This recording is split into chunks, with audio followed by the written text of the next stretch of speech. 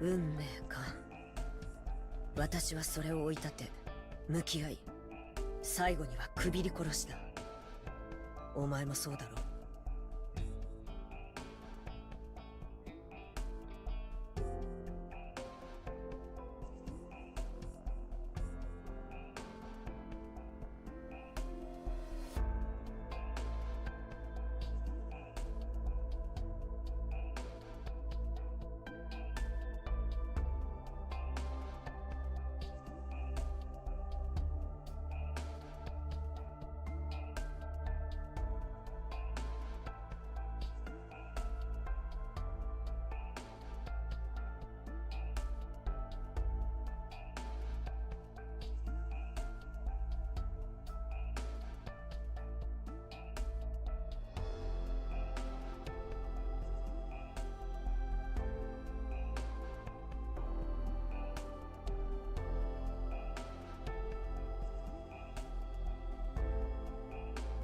Hello. Hey, there's Hyper C. Let's go indeed. Let's go into Depresso. Hey there, Bill. Hey there, Slurs.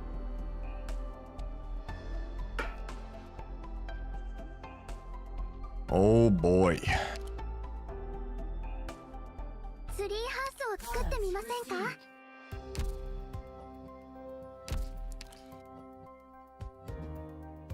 La cucaraccia stream. La creatura. If by you, if I think that means Kanto 7, that's still a while away. I still have intervalos to get through as well. Like I can pretty confidently say that Kanto 7 is probably going to be like November.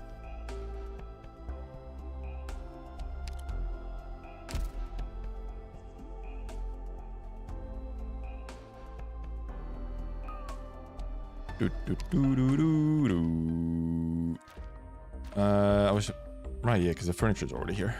I could just buy this furniture. Donk donk donk.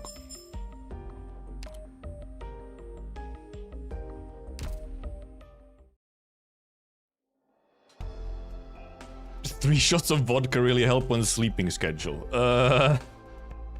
It does help you fall asleep, yes, but actually, chat, alcohol lessens your sleep quality, okay?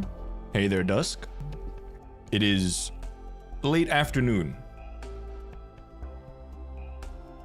Yeah, alcohol worsens your sleep quality. So, it helps you fall asleep, but everything after that kind of fucks with it. Nah, I'd win. I shall win against alcohol. There's probably a lot of alcoholics who have said that, let's be real.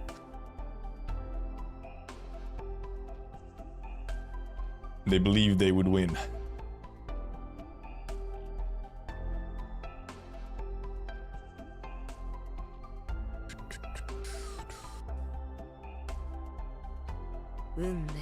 Righty. So, I'm just built different. I'm not built like an alcoholic. Hey, Zephy. So yeah, we have BB7, BB8, BB9, BB10, and then one more story node. Like, we're just over halfway through, I guess. Yesterday it took like almost 6 hours, so we probably have...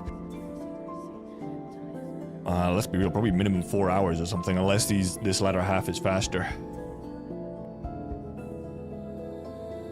How far are we going for yesterday? We finished BB6, and it, after we got this done, it had been almost 6 hours, and then it was also a decent stopping point. Bubble, and did the tower fall? Do we not understand each other anymore? Well, actually, technically, you really can read into that. There absolutely is an element of that, of misunderstanding each other. So...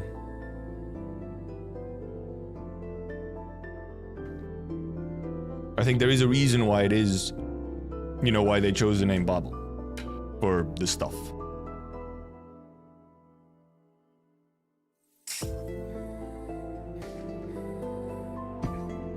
Yep. You're welcome, 2P. No worries, no worries. Hopefully my throat has rested somewhat. We might take slightly more throat breaks this time around.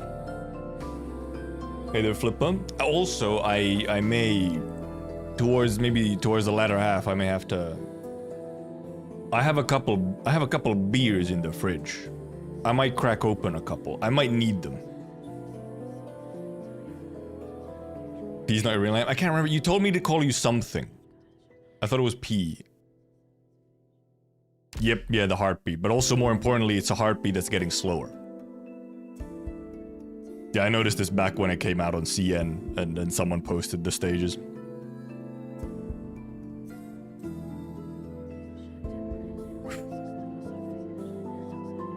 Still wait around for a little bit. Warm up my voice actually, because normally I yap a lot, even just to myself. But after yesterday's stream, I've had to consciously stop myself from talking out loud to like save my vocal cords.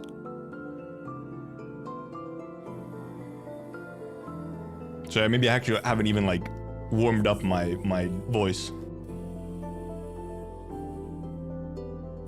I'm very comfy that I want to let you call my real name. Oh, James. Okay, yeah, sure. That's fine. That's fine. If you want to call me, if you want to be called James, that's sure.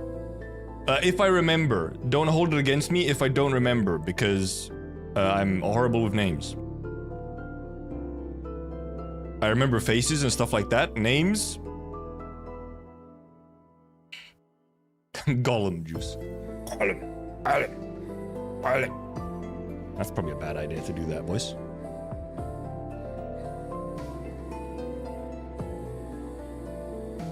I do also still have tea if I need tea. Almost burned your house. That's a good start to the day. Oh. It's actually sunny outside, which is rare. It's been raining for like a week straight. So I'm surprised it's sunny. Yep.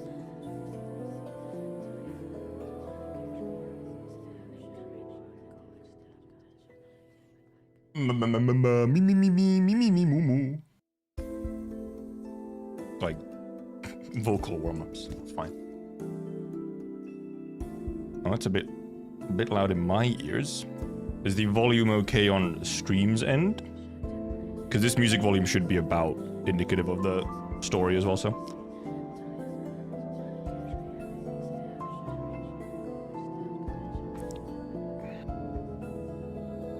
Nothing on my glasses. I think it's just hair in front of my glasses.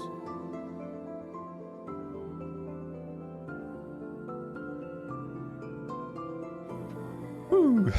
Right. We were on BB7, huh?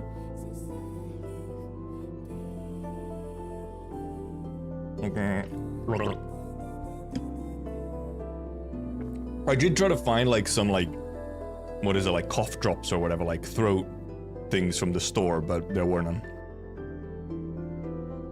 Sure, it won't be depressing. No, it's fine. It's gotta be. And we will, Shellpad. We'll have fun. Large quotation marks of fun. What is my hair doing? What the fuck? What is that? What is this emo ass?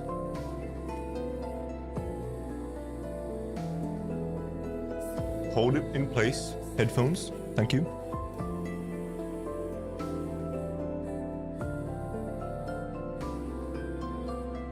Emo glitch so real.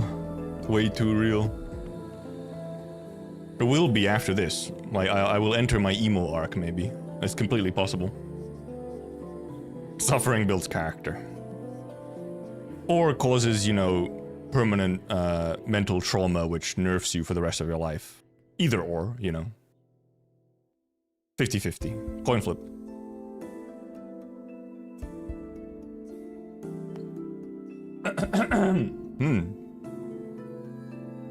Guess we might as well get into it. I think there should be a decent amount still to read, so let's not dilly-dally too much. BB7. I see the Sarka's desire for vengeance. Doesn't get any of the limited ops and limited battering. Got hard guaranteed. Yeah, that's always a mini emo arc.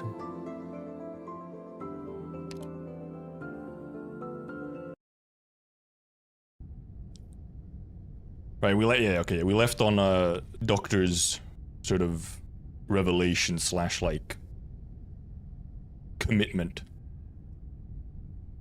to what he wanted to do. Enable administrator level encryption.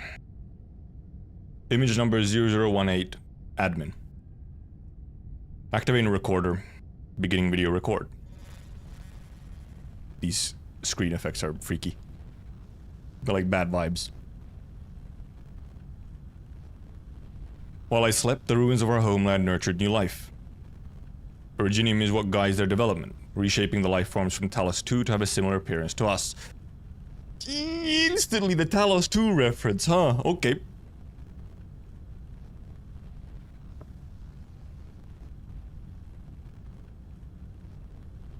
Okay, well, that...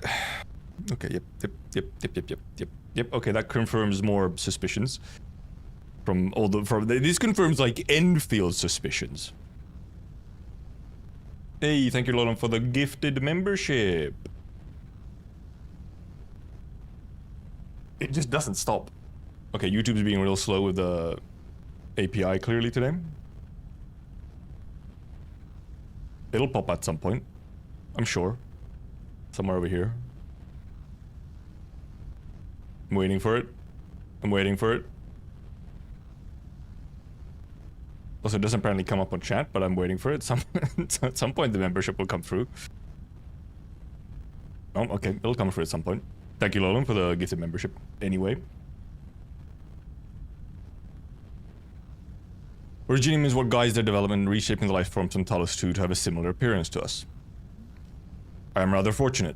I've been able to leap across the millennia to communicate with them.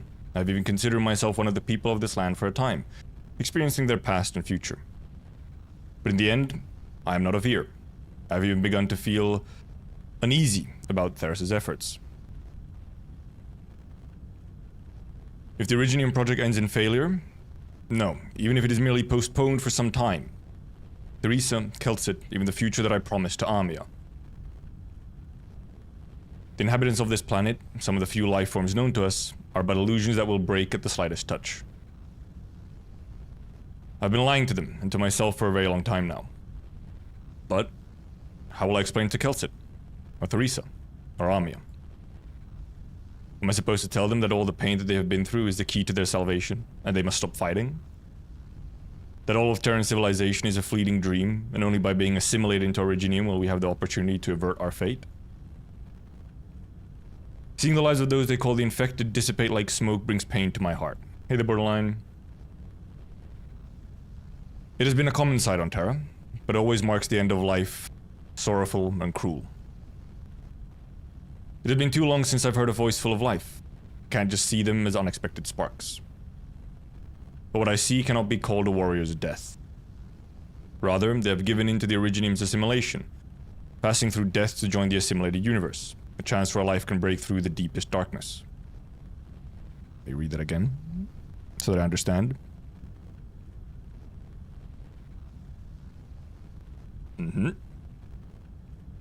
Should I bow in silence at their deaths? Or should I quietly rejoice at the smooth progression of the project? It is for this reason that Tryzyn dedicates herself to her research. Kelsit, our AMA-10, has also chosen to believe in the potential of Terra. Chosen to resist Originium and put an end to war. Stage am I on? BB7. But what about me? The Originium project was built upon the efforts of countless generations, and in that time, billions of our compatriots have died. All in exchange for a mere 10,000 years that I have spent waiting and waiting. And now, the flint and tinder are in my hands. After all the long years, how could I abandon it? Because Terra has left me pleasantly surprised in a few short years? Because a choice that Theresa and Kelsit made? Even if Amia has moved me to compassion, would I not have been the selfish one all along? They awakened me to be their salvation, but in truth, I am destined to bring them to annihilation. They awakened me, their destroyer, as if I were their savior. Amia. Kelsit. What should I do? Priestess. What should I do? Perhaps I should reveal everything to Kelsit and Theresa. Regime has led them down roughly the correct path. Arrogant though it may be, this has been sufficient for these souls to perform a new kind of miracle. Perhaps I must re-examine Theresa and Kelsit's plan. BABEL's research has proceeded faster than expected, but Terra's political structure is rather primitive, and BABEL does not yet have the ability to transcend the barriers of race and nation so that it may represent Terra as a whole. Believe in Terra. Believe in the people to build their own future. Carry on with the project. At least the vestiges of those who came before can live on within Originium. Believe in her. Stop her.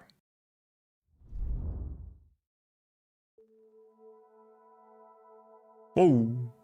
Whoa.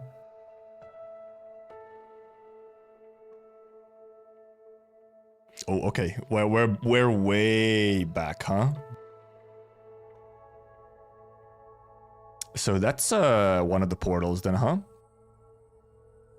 There's some stuff going on in the sky over there. Well, how could I ever blame you? I understand your dilemma. Our debates are far beyond what those little life forms known as humans could participate in. But this is the only way. You and I both know that much. If, perhaps, we still have time before its return, by the way, capitalized, we can envision things together, achieve them together, describe anything and everything within the boundaries of the universe together. I hope that in those fragile moments, you will always stand by my side. You will, won't you?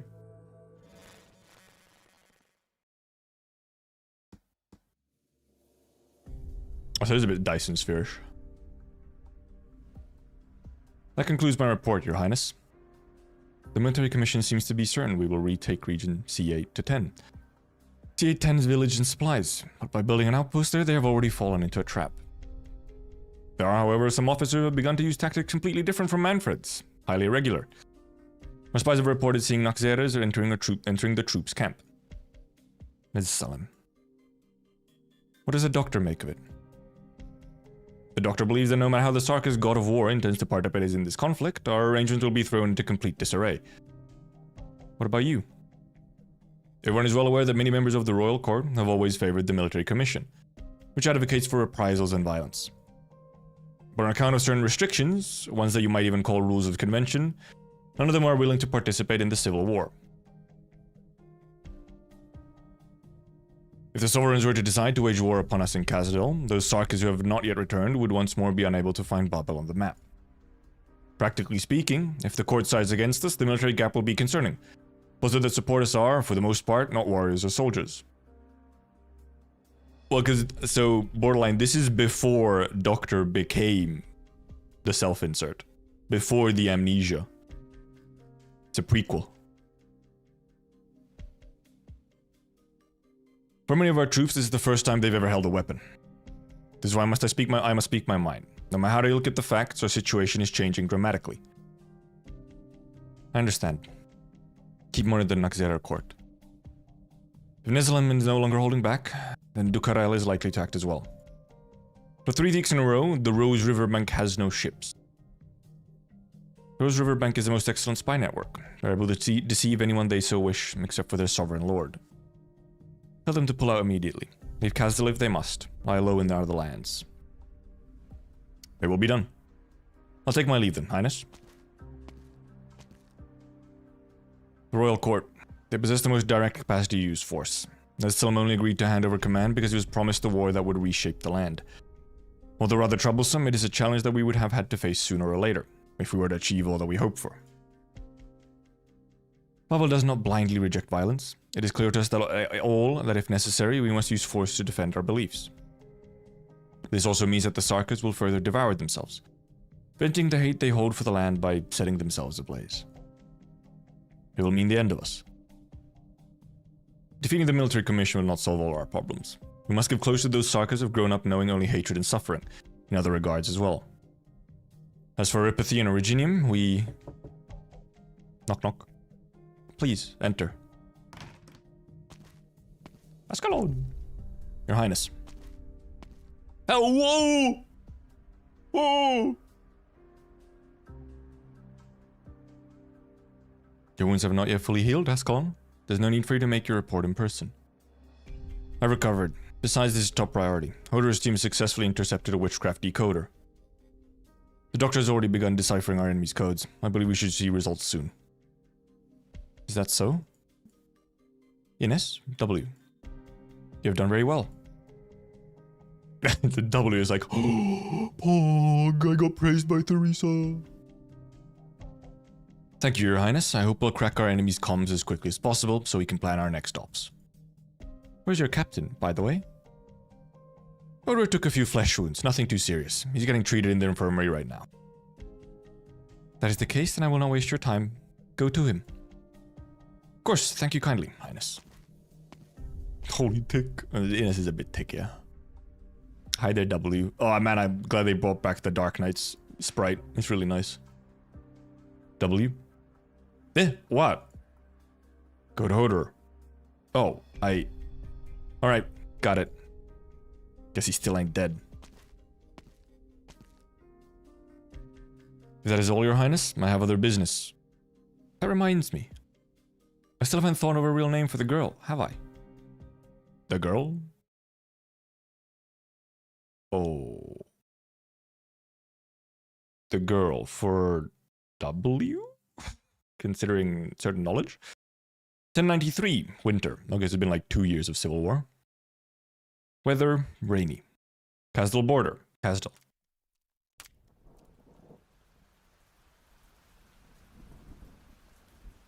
The doctor listens to the pitter-patter of the rain on the leaves, eyes closed. Drip, drop. The doctor's heart rages, filled with torment. A foul beast cries out in the distance. Answer my questions or die here. Ask away. Are you betraying BABEL? I've never been a BABEL member, but I've also never abandoned them to face their struggles alone. Why have you come to me? I have a request. Oh, okay, now who is this? Why not speak to a myth with no name, evil spirit? Who are you? Glitter. Dr. Glitter. It's him. It's him. Glitter. Thersis lowers his weapon and the rain falling from the corners of his eyes onto the earth. He does not look at the one who invited him to this clandestine meeting, instead gazing upwards at the colossal statues of so-called heroes. Me cameo. Yeah, I wish they just always said doctor instead of my name. I might just ignore if they say my name ever. Statues raised to commemorate the founding of the nomadic city of Casdal by a pair of twins. Even after 100 years, his stone self still stands, sword drawn by her side, despite the best efforts of catastrophe and storm. Not long after she had crushed the rebellion that sought to destroy the new city, the joyful people of Casdal invited us to witness the unveiling of these two statues. Heroes. They were to watch over the border we had marked with our own two hands for generations to come, warning our foes, welcoming our friends. I once swore an oath to her below her statue. My sword would behead all who stand against her. The doctor stares at the statue of Thersis, gaze unbreaking. Does the military commission not stand against her? No. There's no part of Casdal that has truly risen up against her. Her foe is me, and me alone. And what of you? Thersis looks at the figure before him, rainwater gathering at the hem of a long hooded coat, rhythmically dripping onto the ground. The shallow puddles below ripple as falling drops strike them. It is like a nice water effect. You ought to remember that most Sarkas who once lived here have long since died, lost to history. There are only a handful left who know how to find this place. You came here on foot. How far have you walked? Very far. You have broken the witchcraft cipher created by Manfred's team that he's so proud of. I did that a long time ago. I just never told anybody. Even Theresa believes that I only began my work recently, meaning I'm in possession of nearly all of the military commission's battle plans. So I created this opportunity to meet you, alone. You're confident that I would not kill the stretched siegist who poses the greatest threat? I'm confident that what I'm about to offer is worth enough that you wouldn't. Technology that can control Originium. How far can you go under so much pressure from Victoria? How do you plan to completely change the Sarkas, and even this entire land? I can give you the answer you need. You're a boastful one. So what is it you wish me to do, evil spirit? Destroy BABEL. Scatter her followers. Let Tryzyn in on your plans. Unify the Sarkas under a Kasdil ruled by the military commission. The Doctor has imagined the emotions that speaking these words would incite many times over. Destroy BABEL. Only a sense of relief came over the Doctor. The Doctor stares at the statue of Tryzyn, unmoving, without the slightest hint of emotion. She and I have never relied on the charity of our enemies in the course of leading Kasdil to where it stands today. Is it true that this war will only end with the decisive defeat of one of us? But you should not be the one to propose it. Proceed. Tell me more of why you would make this request, evil spirit of an age long gone. Okay, he's also aware. You already know. There are no surprises here. Considering the near 200 years you and Theresa spent together, you should be able to guess. I seek the expansion of Originium. BABEL's struggles will only prolong the dying gasps of this land, Theresis. No matter if you resist or accept it, Originium will take on myriad forms, drawing all of civilization into her embrace. Have you ever looked up at the sky?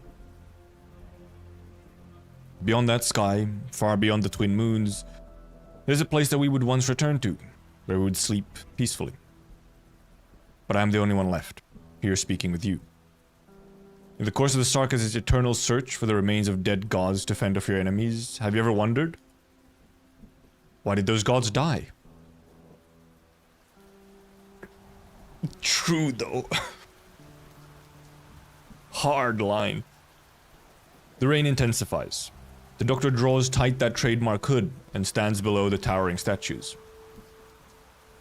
The shadows of the statues envelop the Doctor, making this figure seem ever more insignificant. Theresis suddenly feels that the one standing before him in the rain is even harder to read than before. The burden I bear is greater than the future of the Sarkas. If I must destroy some things to create a ladder I hope for, I will do it. It's all I can do. I've already hesitated for far too long. Destroy some things to create a ladder. You speak lightly of sacrifice. Nothing light here, Theresis. Believe me when I say, you wouldn't even conceive of what I've been through. And where do I see your sincerity for our cooperation? Is the shard not enough for you? Otherwise, even with the help of the Confessory, you... It is not. It is far from enough, evil spirit. It is only enough to spare your life. Only enough to stop me, the leader of the military commission, from killing a fated foe here and now. Or recover an even more direct means to advance this war to the next stage. If you wish for the BABEL members to be spared, then so be it. The military commission promises you that as long as BABEL concedes defeat and departs Kasdil, we will not exterminate those who desert or surrender. But you know what you must do in return? No, you can't. Who would have thought that the evil spirit, who so roused the interest of the Naxerer king, would be such a coward? You can't both let Theresa live and allow the BABEL members to leave safely. It's a total contradiction. Not really, necessarily. Only with the destruction of BABEL and the complete eradication of its members can Theresa leave for Londinium with me. Otherwise, it would merely be a case of the military commission quashing and dispersing yet another group of civilians, migrants, and pacifists. Okay, that makes more sense. That's why. Even though my orders, such things will happen naturally. Perhaps you believe that Theresa would be willing to step back and watch it before her eyes. She will not, and so she will resist. You know what I ask of you. If you truly wish to save the many who stand by your side, make them willingly admit defeat and surrender to me. Then slay their king. And then, I will allow BABEL to leave. As it collapses, it will no longer be considered a Sarka's endeavor, and it will grow weak, drifting to the edge of civilization. Destroy some things to create a ladder, Doctor. You're right. There's nothing light about this. In your opinion, what is the meaning behind this civil war?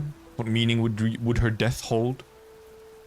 Reclaiming our lands, rebuilding our homes, ending discrimination, and revitalizing our race. You'll have heard these platitudes many times. They're too complex and yet too simple. Merely a small and pitiful species trying to grasp their fate. I see. In that case, I will tip the scales of destiny. Destroy BABEL, divide them, weaken them.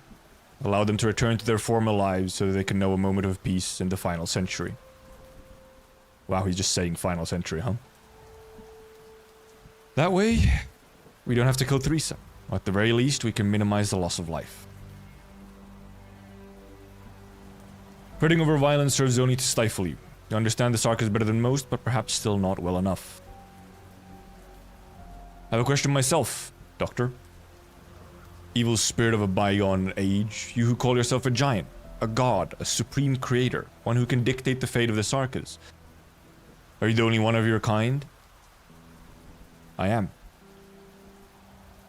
That is good to know. Go, now, without guilt, and do what you have decided to do. If you worry there will be no one to tear you down from your lofty heights or judge your sins, don't. I will do it, evil spirit. Until there are none left to toy with our fate.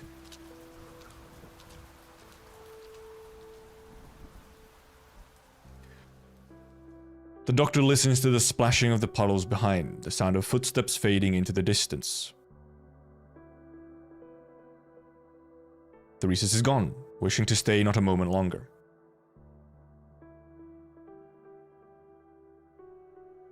Pale sunlight begins to seep through the gaps between the statues. The Doctor cannot feel the slightest bit of warmth from it. The heroes continue to gaze into the distance. They do not look beneath their feet. There stands a figure who does not leave for a long, long time.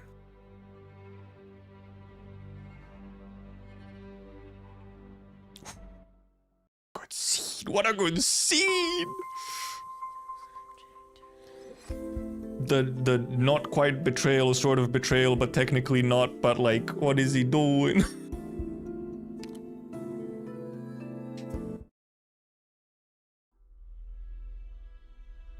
He's not having a... No one is having a good time. Early 1094. The dramatic city of Kastel.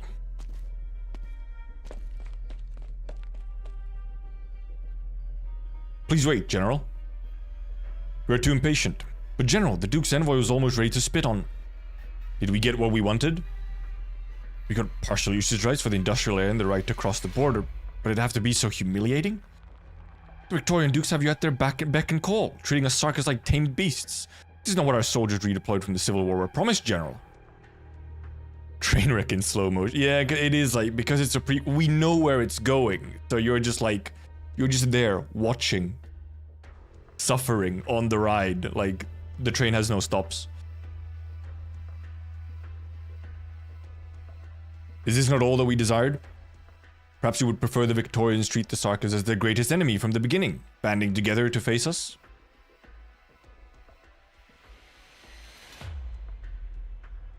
I understand. I know it's necessary for our enemies to think us weak, but this... Many within our ranks feel this is terribly dishonorable. Did I promise them honor? Do the Sarkas have honor in the eyes of the Victorians? They've been far too impetuous lately, Manfred. Dignity is of high import. You fight for the rights of your men, and thus do people respect you. Were these ordinary times, perhaps I too would commend you. But do you remember what we are here to do? We are preparing to steal the heart of a nation. To bring the greatest empire on this great land to its knees. Their prejudices have left them weak, and the Sarkas are in hunger. What we truly need is neither honor nor respect. I understand. Are our men prepared? Ready to depart at a moment's notice. Our people sent in advance to Londinium will support us. Final deadline for arrival as dictated by Duke of Cavendish's request is fast approaching. We can set out at any time. Good. Then we march to destroy Victoria. Man, this shit was going on already back then, huh? A long time ago.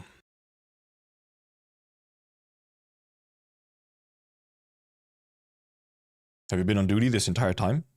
Yes, sir. Stand down for now. I wish to be alone for a while. Of course, sir.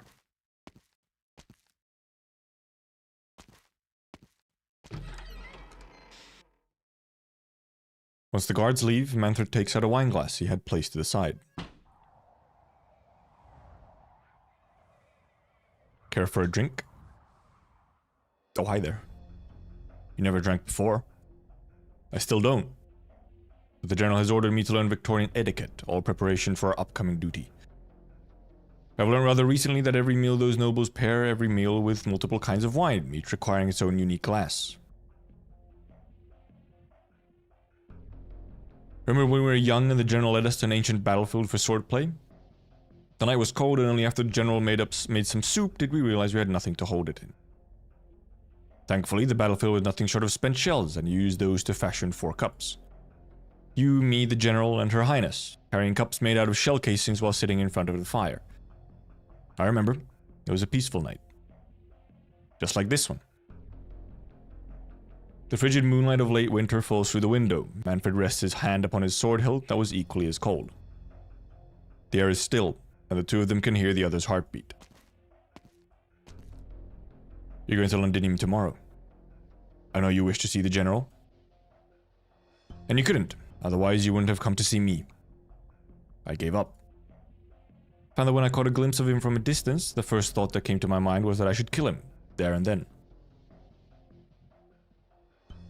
Then you should applaud yourself for maintaining some reason.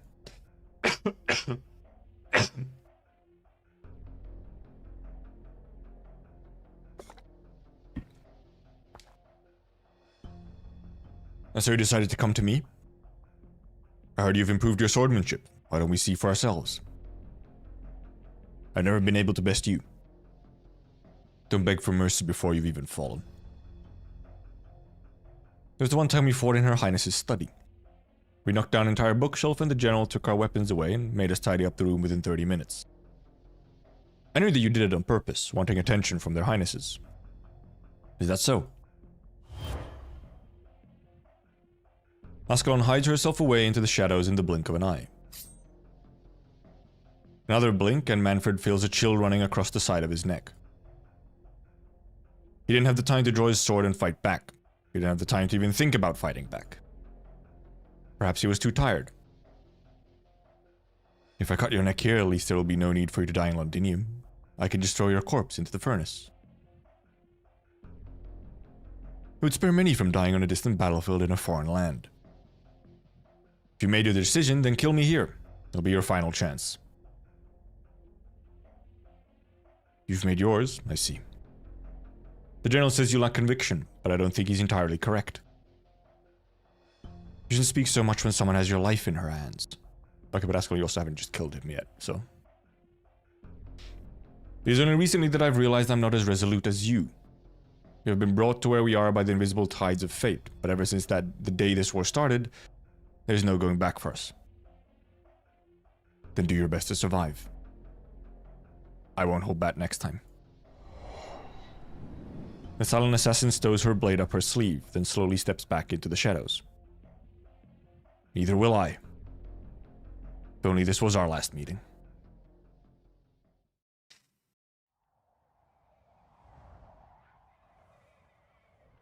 Rhodes Island of Babel, Castle. A cold wind scatters the thick clouds of late winter, allowing sunlight to peek through the gaps and spread out across the bridge of the ship. Down the stairs, Ascalon stands unmoving by a guardrail. She shuts her eyes tight, enjoying the fleeting warmth of the sunshine. Above the stairs, there's a clear rustling of cloth dragging against the ground. A shadow flit across the assassin's face, blocking out the rays of sunlight. Sorry, Ascalon, did I disturb your rest? I thought I wouldn't make any sound if I took off my shoes. No, you are welcome at any time. The ground's cold. You should put your shoes back on, Your Highness. Nothing you wish to tell me, Ascalon? You mean the reason you returned to Castle? It was my own decision. Thought you wouldn't agree and I didn't know how to bring it up with Your Highness. Why would I not agree, Ascalon? If it was your decision, I would trust your judgment. Did you manage to see them? Manfred and Therasis are both well. I can believe that. They're strong men. We should finish our preparations soon as well. The operation to retake Castle isn't too far off now. Why does your brow seem even more far than before?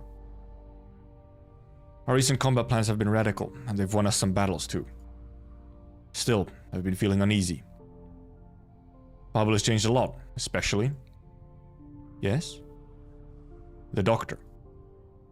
The Doctor's changed a lot too. Become more efficient, more clinical. It's like... Doctor's now a machine that never makes mistakes. That's just what a commander should be, no? Why would that make you worry? I don't know. We've got an incredible commander now, sure. But I think I trust the weirdo who kept falling off a burden beast more. Same. Is now really the best time to attack Castle, Your Highness? Your intuition has always been on the mark. You've had your worries too? Do you remember? We've faced countless insurmountable odds over the years, but we've overcome them all. I believe that we can go through what comes next as well. We've always been in danger, yes. BABEL carries the hopes of many, Ascalon. Faith has gotten us this far, and we cannot stop now. We have always been at a disadvantage against the military commission. Now, most of their forces have redeployed to Londinium, the one-of-a-kind opportunity. We have no choice. I'll be at your side, keeping you safe. No, Ascalon. In the future, you must go further afield to protect others. Relax for now and bask in the sunlight for a moment. Your Highness. Oh, right. Remember to not always rest on your feet. If you're tired, you should go enjoy a nice nap in your room. I'll remember.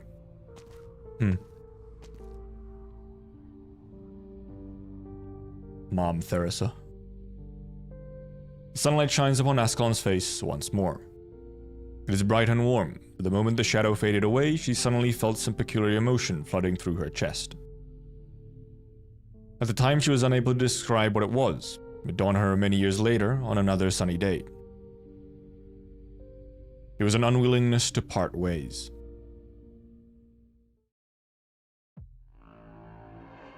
Oh my god, it's in chapter 10 cannons, no. Londinium, Victoria. Mercenaries. Message from His Grace the Duke. Storming Londinium like this was well done.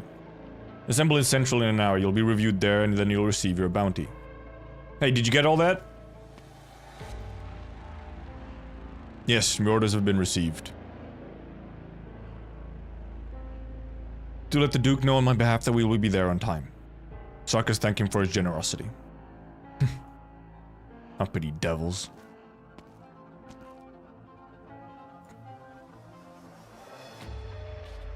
It could well be a rare fine day in Londinium, if it were not for the gun smoke filling the air. From atop the towering city walls, one can see the entire lay of this ancient city.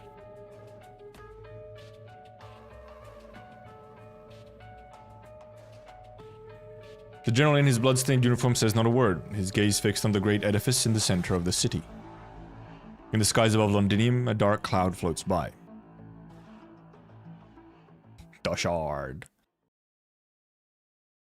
Oh, now we actually get to fight again.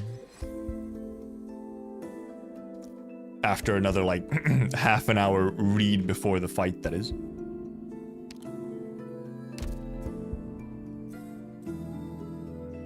I think I kind of agree, Bill. It is very much like he's purposely sort of shutting himself down and just works as a machine.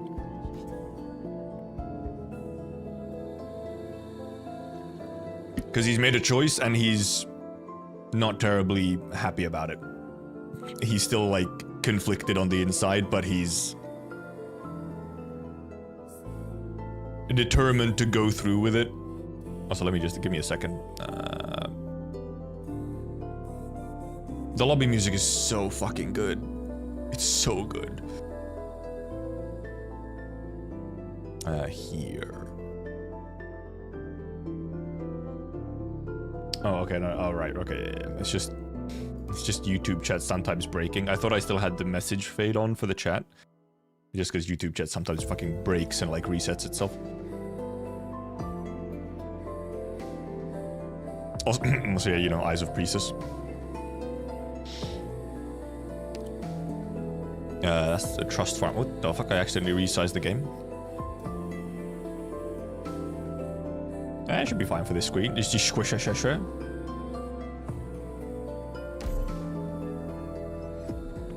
Do your I mean, the Walk in the Dust lobby theme is also fantastic.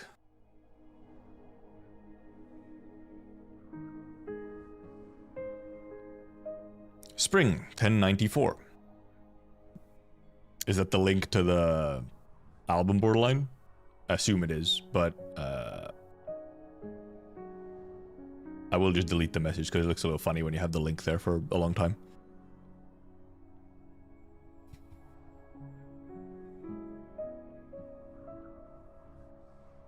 Rose Island of Babel, Pastel. Also, it's kind of a big link. Abuse of power. Yes, it is. I knew you'd come, Ascalon. I'm the only one left. Indeed, after a few years here, you're the only one left, but everyone I knew. This upcoming mission of yours. In Londinium, you knew that already. Tell you the truth, I'm a little bit bothered by it. This is my first time going undercover, but first time for me to step outside of Castle. I wonder if we're gonna now meet Julie in like chapter 14 or something. I heard you used to travel around for months. It's not the same as going to Victoria, though. You're going to be a sleeper agent in Thrys's mercenary army. When the time is right, you'll be provoking an armed rebellion. Will killing Theresis really solve our problems? No. The military commission is no longer reliant on any one strongman. This is exactly what Theresis wants. So the best way for you to accomplish your mission is to cause a disturbance at the right time. I'll sow doubts among the Victorian dukes, and they can do the dirty work for you. Londinium is the heart of Victoria. He's got nowhere to run. The city will witness the downfall of the entire military commission. And then you guys will beat up the whole Nogzerer court and take back Gastel, right? Still, Julie, you should... Oh, don't be like that. I've been undercover before. It's just, you know, having to fool both the Rhesus and the Victorians at the same time. Barely met any feline people who can do that.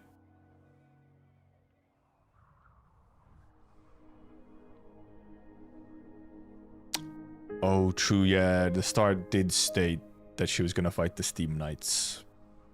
Right. That's true. Yeah, she's done. She's gone. I've been practicing my Victorian just for this. That's not what I meant. Never mind. Here, for you. What's this? My old clothes? My name's been sewn into the lining. Did Her Highness do this?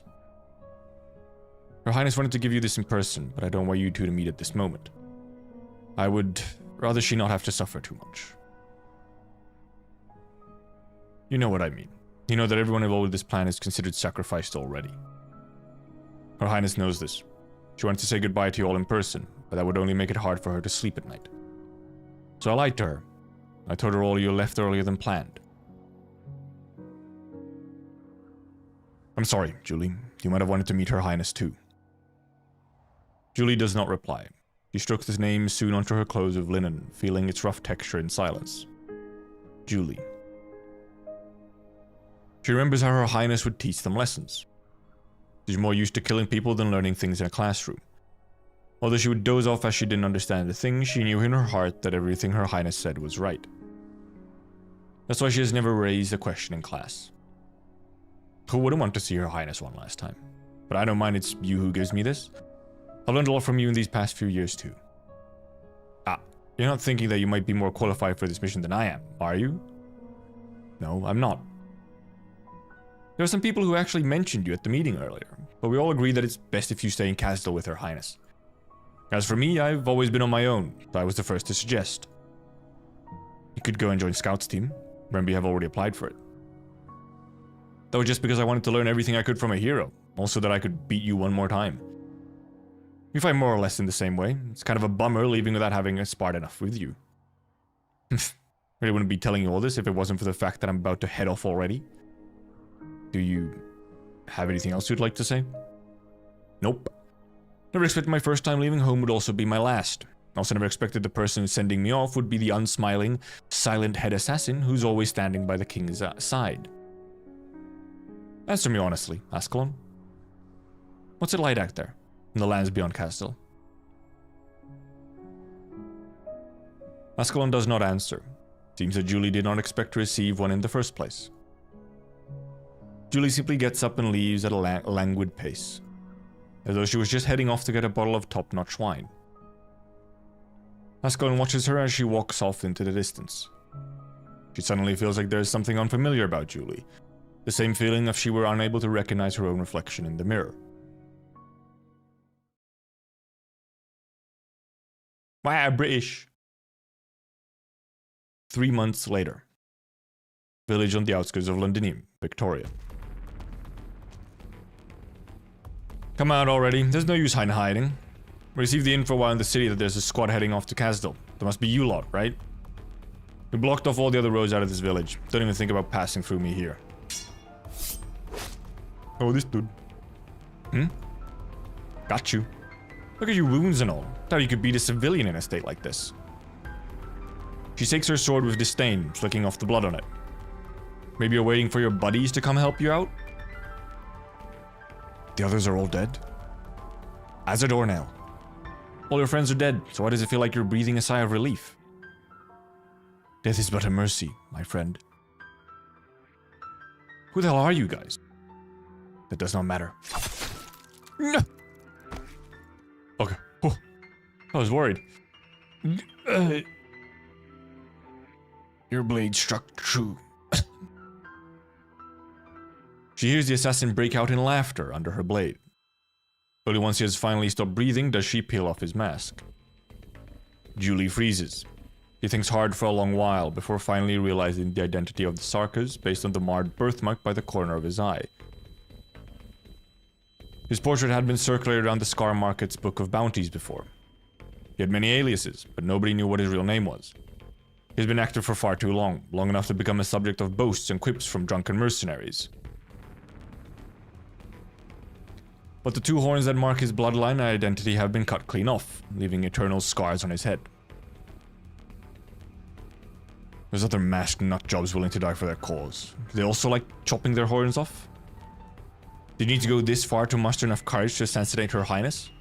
Was it because you had to bear steel against the king of Sarkas, against one of the 6 heroes? Whatever. I can tell just by looking at all you that you haven't dealt with her highness Theresa before.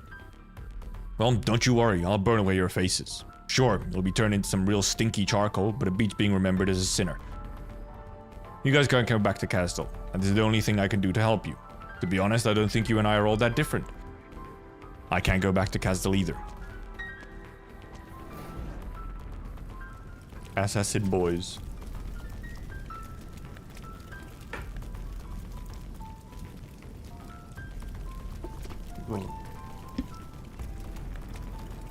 Julia and her companions pile up the assassin's corpses, set the grisly pyramid alight, and set it off in the direction of Londinium. Or set off in the direction of Londinium. The blaze behind them crackles. A thought suddenly pops up in Julie's mind. The furnace in Casdal doesn't sound like this. What was it like? She heard it all the time when she was little. Can't remember any of it. That was, man, already forgot, huh? Cultsit. Rallies have been deployed to all the key strategic points. Good. Listen up. There's a clear barrier gap between us and the military commission. Laying siege to Casdal would have been an impossible operation. But thanks to the Duke of Cavendish's ultimatum, the Resistance has marched to Londinium earlier than planned. Casdal only has some of the royal court factions aligned with the military commission to oversee it. He has almost abandoned the city. This has no doubt left both the civilians and remaining soldiers in disarray. Once the banner of the military commission falls, Her Highness Theresa will proclaim that they have abandoned Casdal, and in return proclaim the liberation of Casdal by BABEL. This battle line will be formed by multiple points rather than an entire front. We must strike swiftly and precisely. Due to the disparity in military strength, almost every single one of our armed personnel who still heeds the command of BABEL has been assigned to taking the city. Thus, the landship's defense will be relatively weak. Her Highness Theresa will remain on the landship to balance the situation, and will retain a suitable force to guard the ship too, under my personal command. Once the city gates of Kazel have been broken open and the path to the Soul Furnace has been made safe, Her Highness will meet with the main army at all speed. We have 6 hours to storm the city, else the military commission will have the opportunity to organize a powerful counterattack. As that time comes, our weaker BABEL forces will be exposed to danger. By the light of the setting sun, BABEL will capture the furnace in the royal court's chamber, and the banner of BABEL will rise with the moons. And when that time comes, a ceasefire will resound across all Kazdal. I have faith that we will all succeed.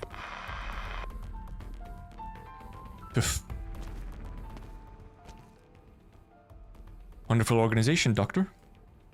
Just some big talk meant to boost morale. I'm sure Keltsid and our experienced fighters can see right through it. BABEL is going to take heavy losses. It's not quite Theresis' style, allowing so many flaws to go exposed. But I trust you, Doctor. Either with this price we must pay, we can take back Kazdal.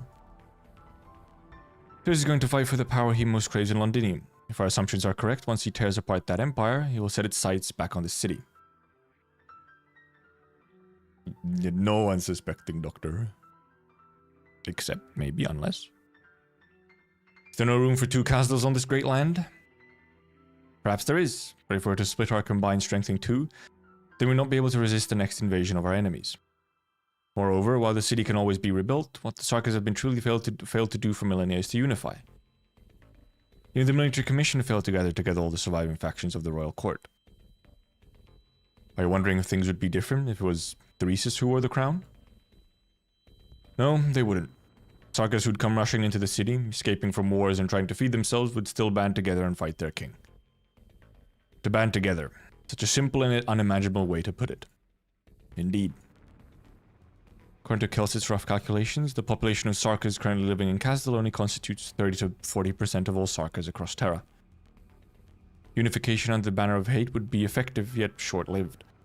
Unification under peace allows us to discuss development and our future. It's not that Theresis or the Sarkas doesn't understand all this, it's just that the war broke out anyway. Even if we take Kazdal back, Doctor, perhaps this war will still go on. But maybe it will do for now. After our victory, I'd like you to take a look around the city.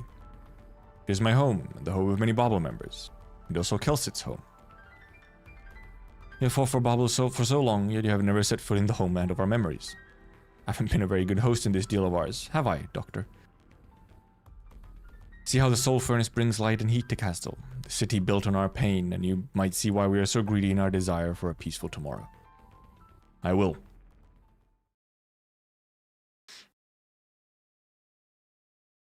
Oh, is YouTube chat just frozen completely?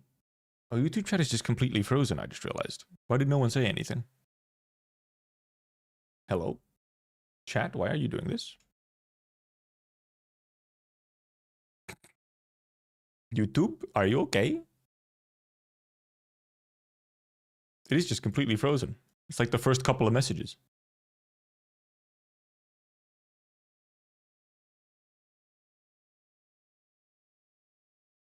Hello, YouTube? What have you done? Or have you decided to kill yourself? If I brought attention, they would actually have a voice.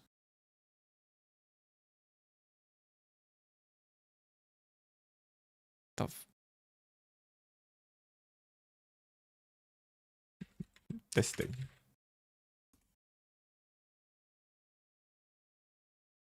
Behind real, we're just schizophrenic hallucinations. No! Okay, now it's gone entire. What the fuck happened to the YouTube chat? Hello?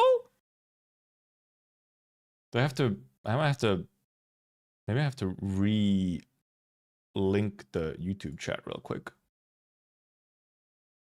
I might have to re-link this chat real quick.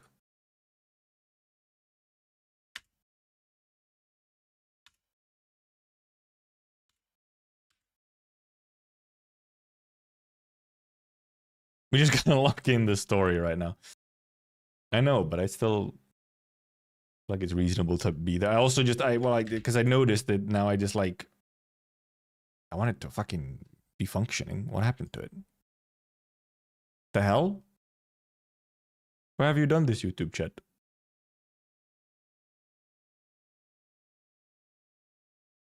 It's better than you can gamble. Man, Billy's not fucking working. What the hell happened? Okay, well, we might have to... I don't know why it's not working suddenly, so...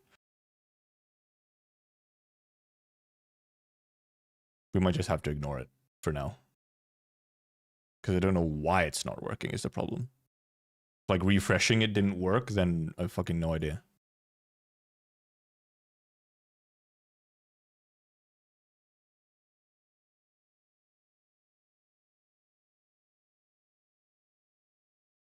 Very interesting. Well, okay, well, that's unfortunate, but...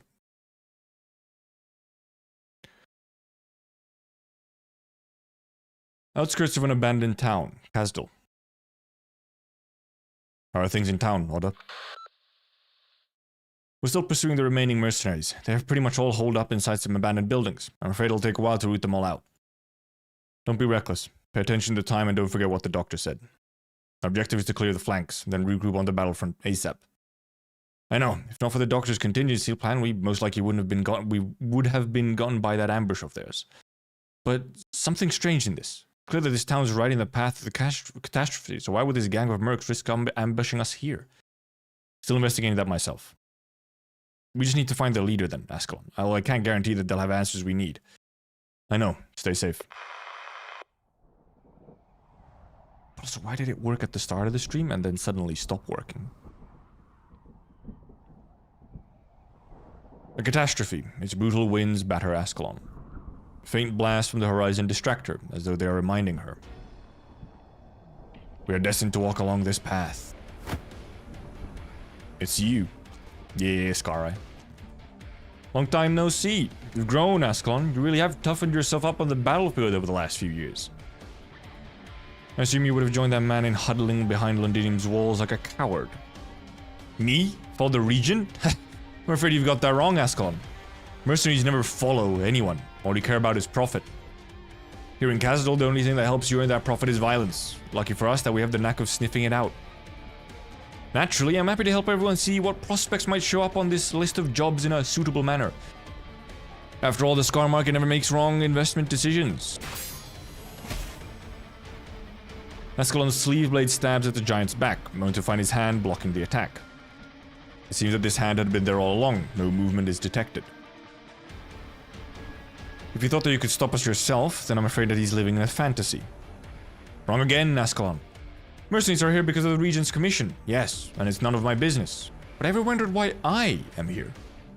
I'm here to see you, Ascalon, a completely unrelated matter. Ascalon, the town.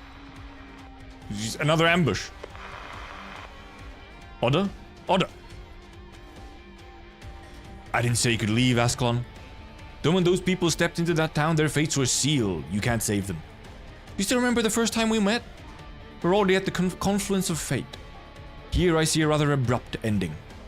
I've always wondered, could I change that ending? Perhaps I could dredge up a stone from the rough rapids of destiny and place it wherever I want to see what ripples would arise that should not exist in the first place. Could the Cyclops' control prophecy? Get lost. Or die. I already told you, there's no need to try for any surprise attacks. I can see them coming. The Reese's has taught me many things, but there's only one thing I can remember clear as crystal. Blade in my hand can solve most of my problems. Scarai. Can you see nothingness? A thick mist mingled with dust spreads across the area. Everything is indistinct. The assassin's figure gradually becomes a blur in the fog. Doesn't matter if it's fate or prophecy. I've had enough of your tricks. You believe you can see beyond time. You believe you can rely on fate to guide you to your profit. But you're nothing more than an addict playing at fortune teller in the end, Scarai. Ascalon's voice fades away. The giant's ears only hear the wind. The giant's eyes only see the mist. Strange. Even though he can see 100 different ways of his own death whenever he wakes up, now he sees none. Crack. Oh, YouTube is back. They revived.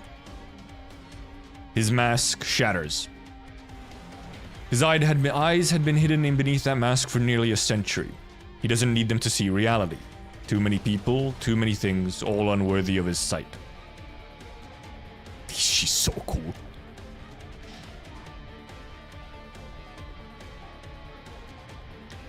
As the evening light rushes into the cracks on his mask, seeping into his excited, dilated pupils. Do you see your death now?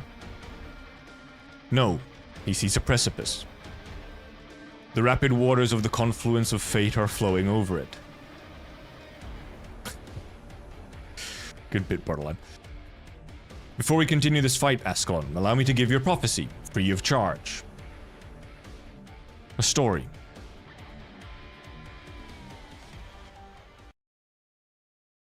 And that's also probably why the fucking notifications were super dead. YouTube API was just fucking dead.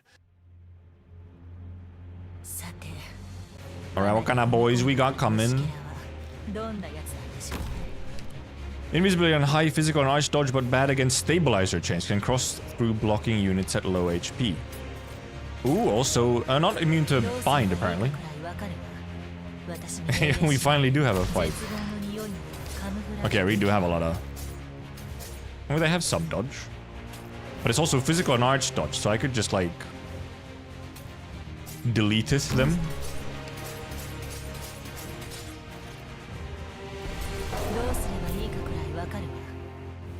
So do they not... Oh, no, I didn't realize!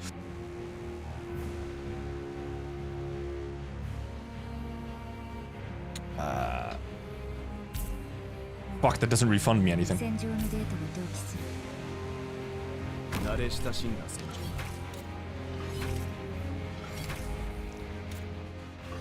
When did you... Because I was looking at this dude's path thing, which goes like this. Or whatever, so I didn't... yeah, I just kind of didn't pay attention.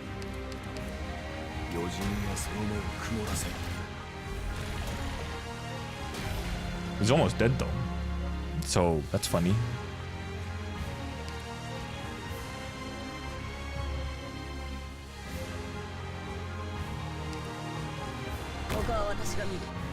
Oh, icky boys. Such icky boys, I must say.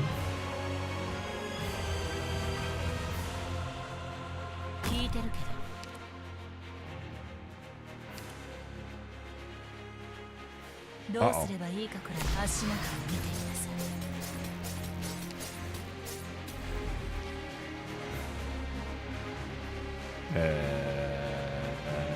I could also do just like this, but that's like not far enough. Why does this not give me a chain? The fuck? Oh, because it goes over here. Nah, that's unfortunate. Why would you go over there?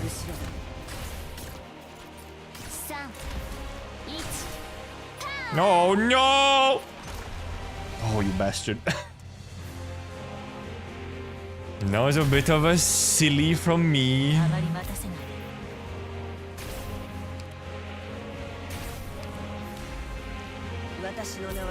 Oh, well, I mean, okay, we might as well just reset. I'm not gonna like clear it without a 3-star.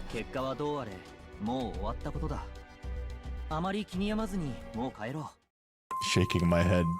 Shaking my head. Okay, you need blocking, huh?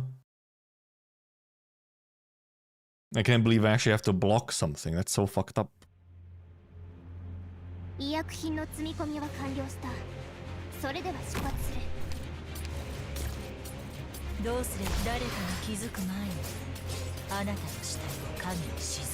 This actually kind of worked though. He can be here.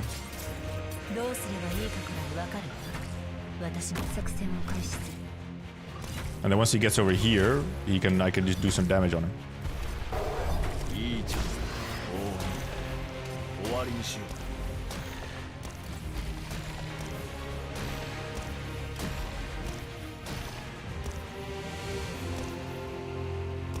And then he like goes here.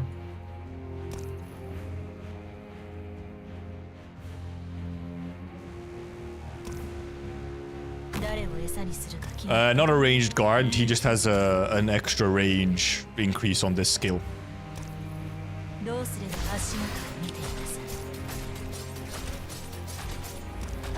Bro dead. That counts as range for me. Holy! I forgot they do arch damage, so monster doesn't actually just like fucking auto tank it.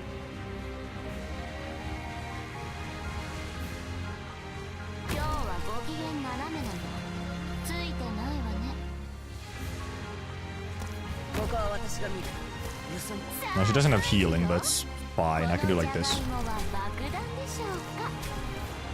No, this fucking dude. No! The fucking flying car!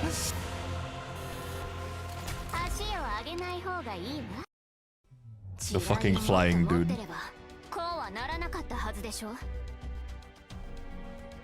Let's split it clear. Yeah, if I didn't continue making very dumb mistakes.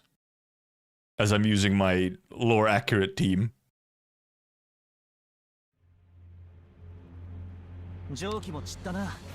誰を餌にするか決まった。あまりまだ絶望の匂いまでカムフラージュできない。Ding ding ding ding ding ding. 慣れ親しんだ戦場。I'll just let her like do some damage.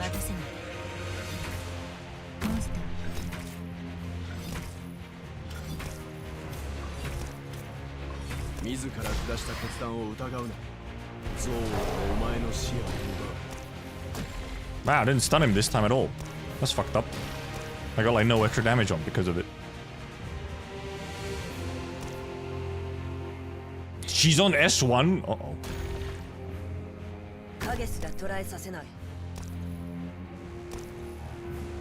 She's also already, she's now M3.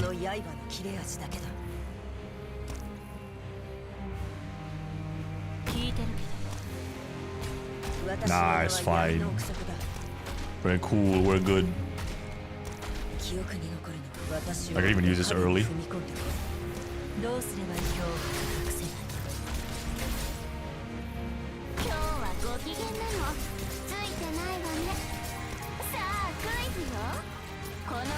I can use someone like just like this quickly to even like fucking bait it or whatever. This fucking flying dude. Or alternatively, they just die to these bombs. Stop.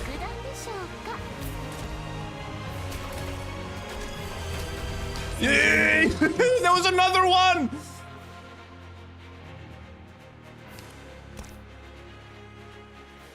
I didn't notice there was one on the fucking left as well. I'm throwing.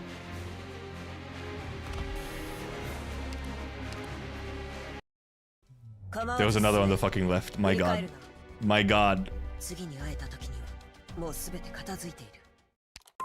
Okay, now I know everything. Now I know everything. Trust, trust. Now I know everything. Fucking... Sir, a second flyer has hit the map.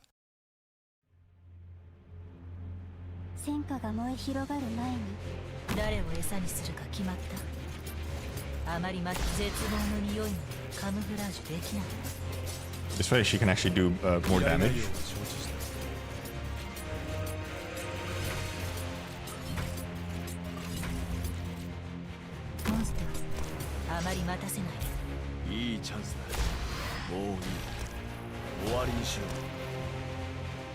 How is that not in range? What the fuck?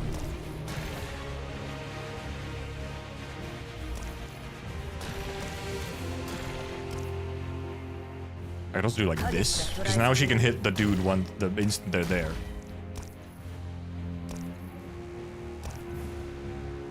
Are they fucking invisible? Oh, they're invisible as well, okay. Not anymore, but...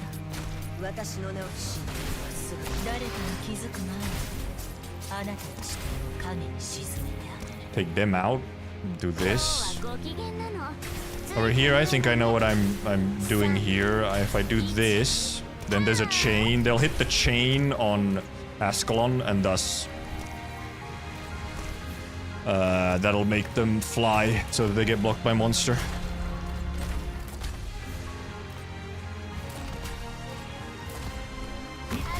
stop. Then now they hit the chain, so they'll fly. Right? Yeah.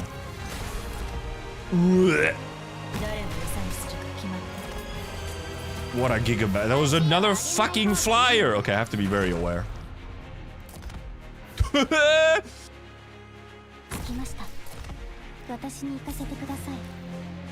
Okay, that's the last three, thank god. Should have just kept Ines in. Okay, thank god I had one more melee operator. Good Jesus.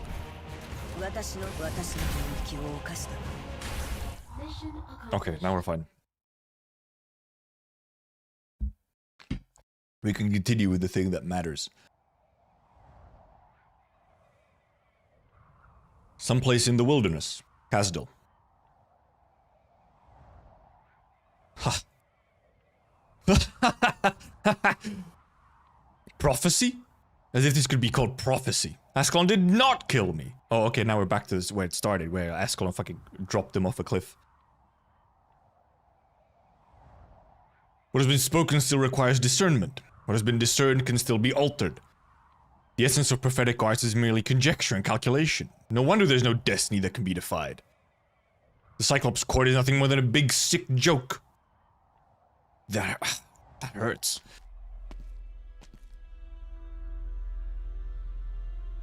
I didn't die under Ascalon's blade. This isn't what I prophesied. Then maybe she's the one who should have died. She's bound to confirm that I'm dead. When that happens, you lot can nail down her shadow and rip her to shreds. She's wounded too. I didn't get all beat up for nothing after all. What are you guys doing? You're aiming at me? Really? Who bought you off? Nobody, boss. Just a good opportunity to get a promotion. An opportunity? I see. Baba's entered the city and you could take my head to curry favor with him. If Baba loses, you can always go back to the Scar Market. Nothing to lose.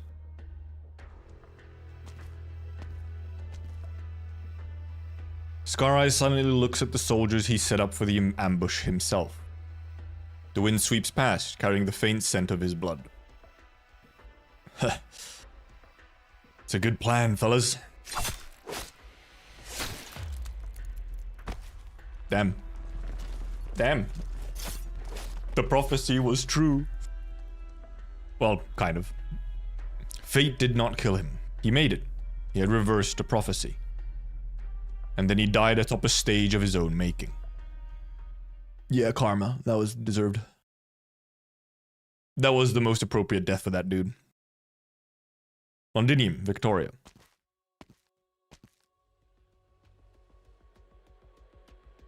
The huge palace complex situated in the center of Londinium is always too quiet.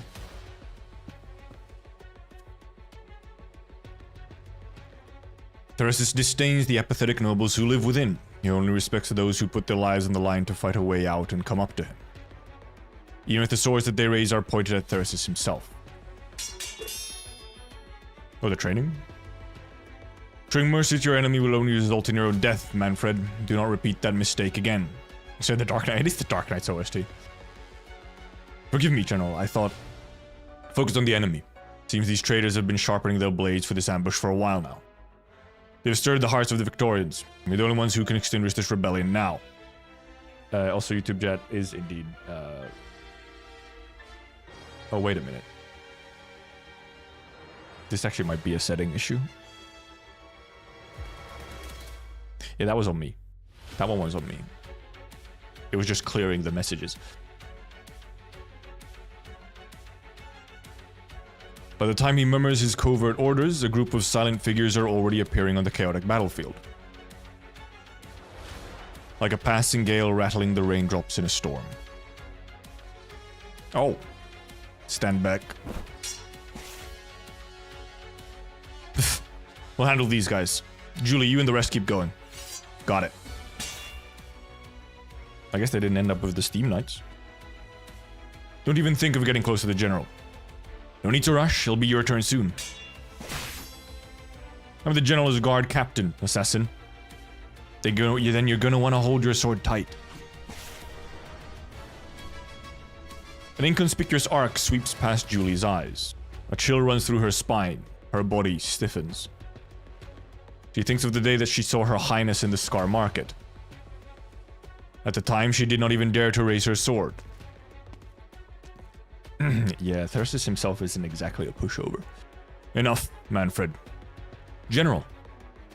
They've come to me in search of an honorable death, and not mercy. They're using their lives to show me the future as they see it. We are in a race. He's facing countless threats in Kazdal, just as we are here. Such a race only ends with my life, or hers. I'll give you a chance. Come, deathmongers. Kill me. Do not disappoint Theresa.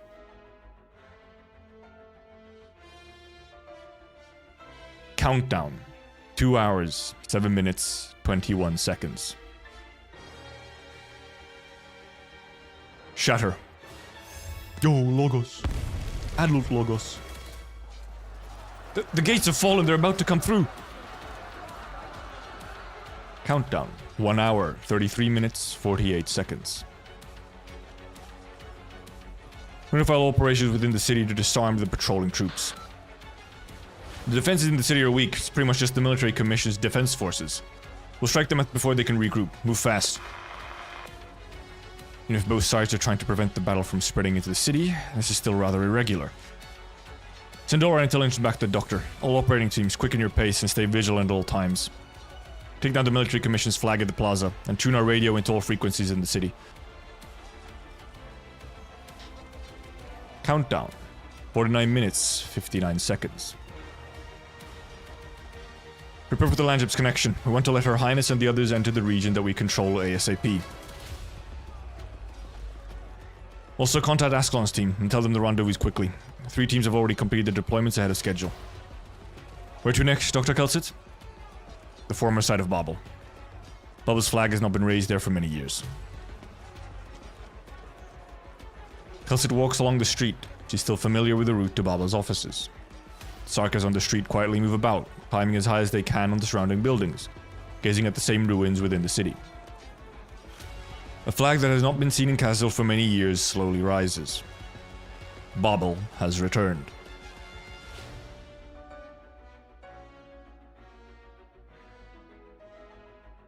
Mantra's latest report says we've managed to completely clear 5 main roads. If everything is going according to plan, Kelsit should have seen the fires of the Soul Furnace by now. Kazdal's defenses are all but crippled, Doctor. We can board the city now. Good. But the military commission will not give up on Kazdal. If we're in complete control of the city, we still need a bit more time. By then, we might not be able to completely avert the destruction of Kazdal's center city. Wait. I felt them. What? They're still here. But there's no intention of aiding anyone. It seems that some arrogant bystanders have joined our battle. Theresa. I also feel enemies, not ordinary ones. Their souls burn with killing intent, sorrow, misery, and determination.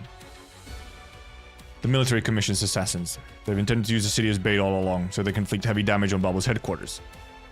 It was also within my calculations, but this time there's no wagering or planning our way out of this. We must defeat the assassins, then return to our city. Olga controlled the landship's defense system and mount a defense. Go, Doctor. We need not bring another fight into the city, not as it bathes in the twilight afterglow.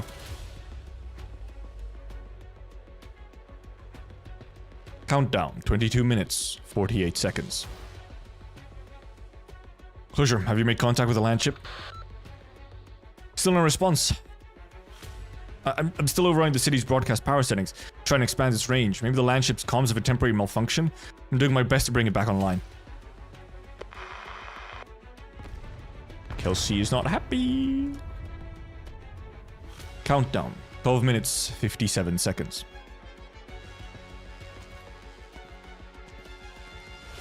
I sense something peculiar, Dr. Kelsit. My mother. She's prepared incantations for every person dear to her heart. When they pass away, an elegy will play in our minds. I'm still in good health at present, but... Kelsit suddenly feels her blood run cold.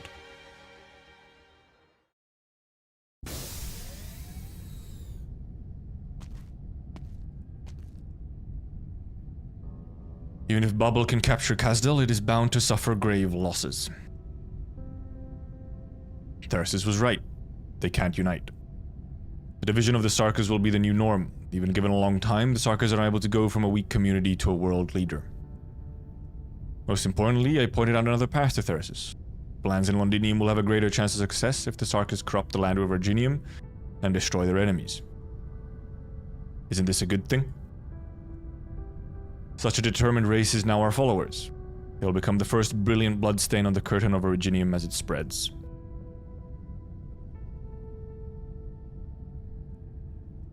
That's right. We have no need to destroy them. No need to kill her. I should use the Civilite Eterna. I should try to guide its hidden functions, and then I wouldn't need to... Yeah, this is the second stream golf, so we already read a bunch yesterday. Searching internal array. Administrator permissions found. It's a new sound. Verified. Valid permissions. Welcome, Doctor. Entering ship-wide defense system. Please confirm subsequent operation.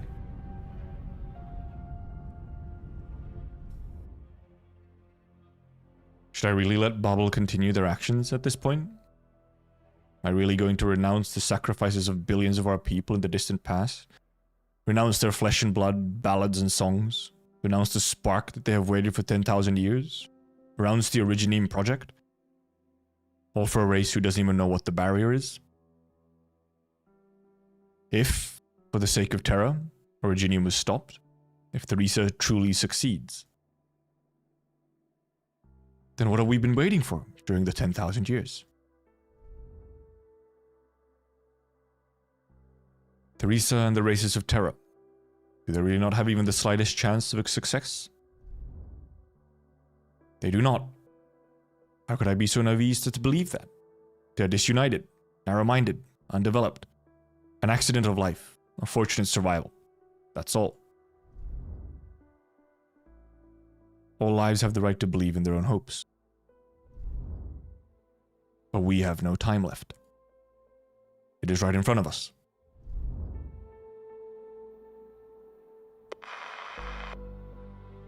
Doctor? Doctor, can you hear me? Strange, there's some peculiarities in the Doctor's emotions. Intense and shadowed.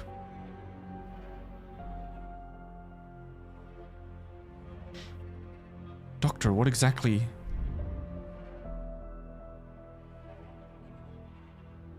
Look. There is the fiery light from the torn apart portal, like a smoldering gash across the sky.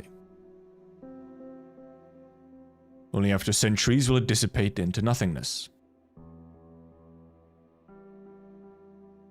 The stars are leaving from where we stand, like leaves trembling in the night.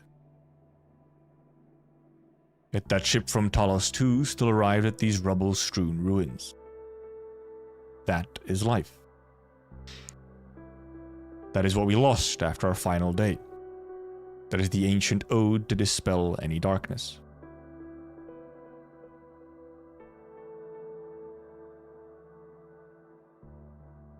By question mark. To this day, we still do not understand how life appeared in this vast sea of stars. But I think we should sing the praises of all that lives, and sing our own praises as well. Originium is our song, the melody we offer to those who come after. Meddling with the evolution of civilization is arrogance, but I had no other choice.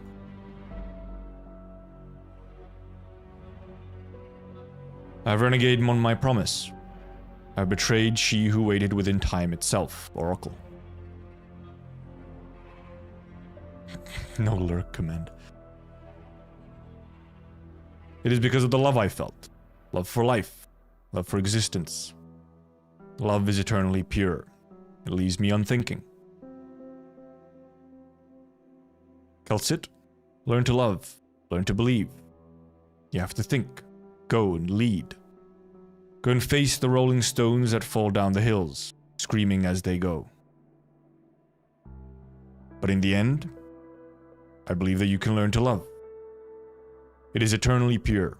It is a child of every breathing creature. It is our nature. Go, Kelsit. Go see your surroundings, then see what lies by the most distant of mountains. Go see what forms existence takes. I must go back. She had once taught me everything, once explored everything with fervor. But she has changed. She will not give me much time to act of my own accord. May we meet again next time? We will meet again. Kelsit. I believe in them. I believe in you, Kelsit. Kelsit, I do not have much time left. Search for traces of life. Search for hope and a future. Kelsit, go find your own answer. Find yourself. Doctor. Are you sure you want to disable the ship-wide defense system?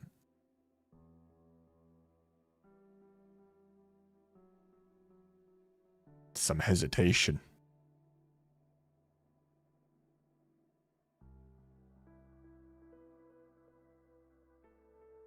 So much hesitation.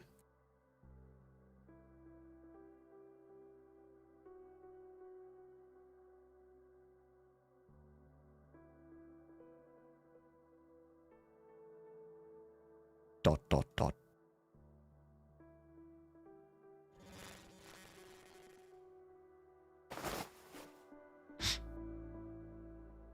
Doctor?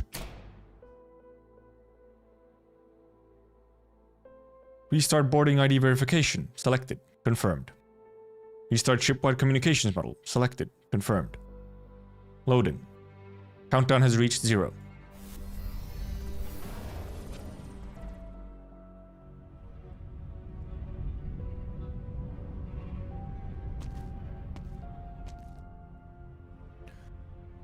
The fluorescence of the control panel reflects off the doctor's mask.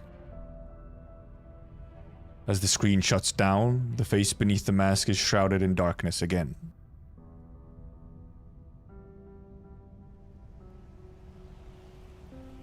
How would you describe those who would pay any price to defend their people? Some would call them heroes. Some would call them legends.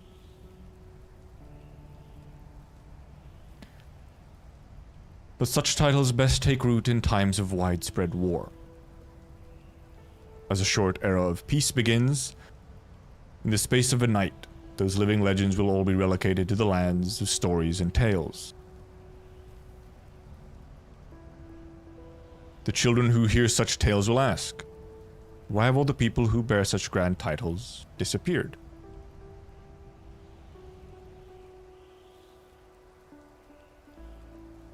Because they chose to stay in the past. They had seen through their duty, and the new era they found it has no place for them. Legends are forgotten, heroes pass out of memory. And death arrives as it always does. None can escape it. Duty spurs a hero to write an answer with death, to tread a muddy road. That is our fate. 1086. The eve of BABEL's departure from Kazdal.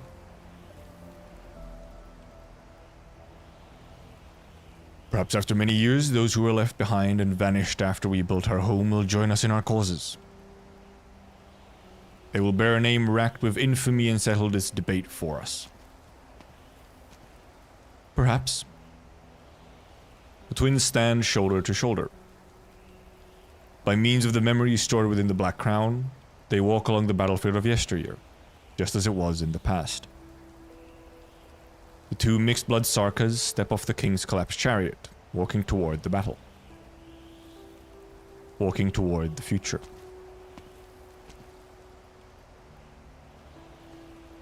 So is this where we part ways?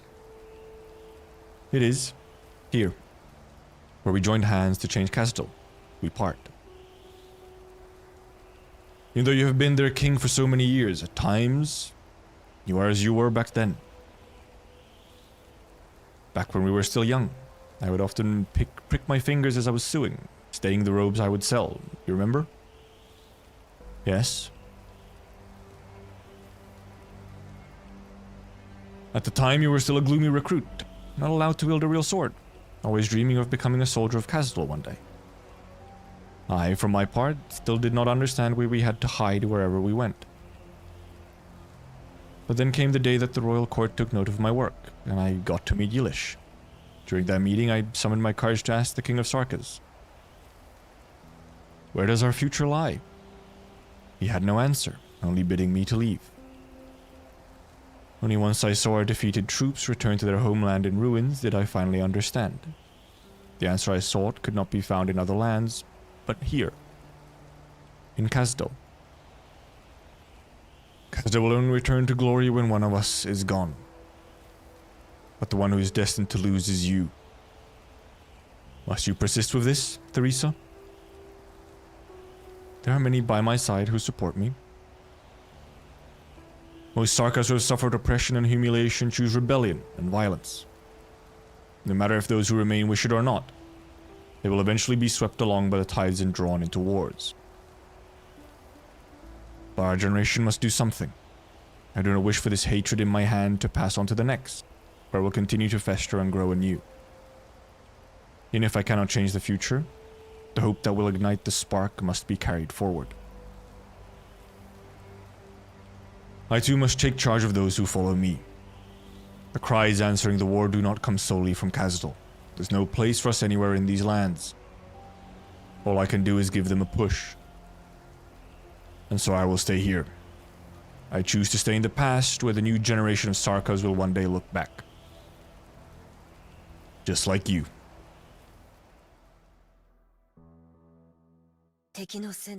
They knew. It was all along. And yeah, I did disable metal pipes for good reasons. I might take a small break as I have some water and whatnot. We got BB9, BB10, and then the last story bit. Man, the insanely long hesitation scene from Doctor.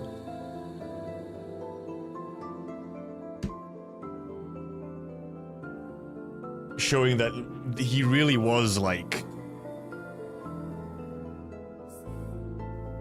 even up until like the very last moment. We haven't even seen the last moment, but I bet it continues. That is like the point of no return. But yeah, he just keeps, he's still like not sure, like he's still fighting against the past.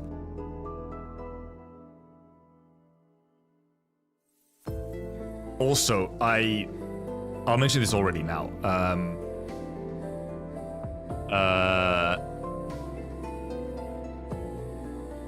I love the little commentary on like, oh, like, what do you normally call the people who pay a significant price for like, for the future, for their people?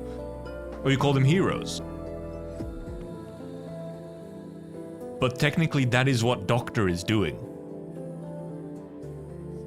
His people, like what he's doing is indeed for his people. But would you call him a hero in this situation?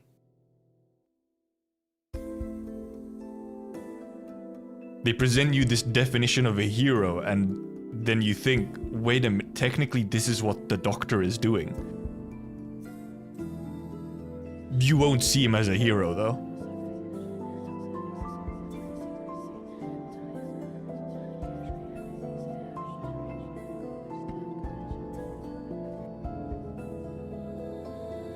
Yeah, hero to one is a villain to another, very much this idea. And already in 1086, Theresa was actually aware that indeed she will not survive. It is just that chain to the past.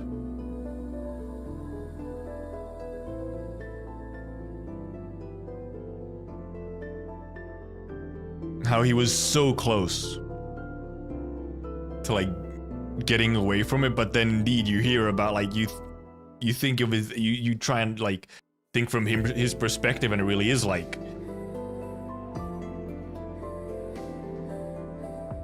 I mean, yeah, it just makes sense that, you know, it's like you can sort of blame him, but you sort of understand it, that it's just like, yeah, yikes. Yeah, the heartbeat slowly getting smaller, and then it, I mean, yeah, and obviously, you know, we know which direction it's going here.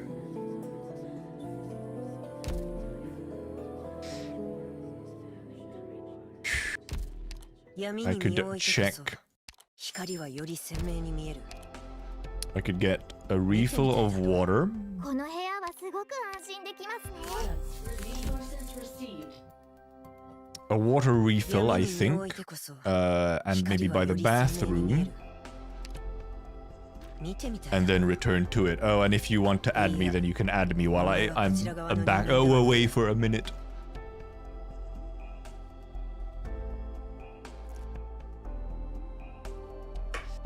Yeah, be right back, chat.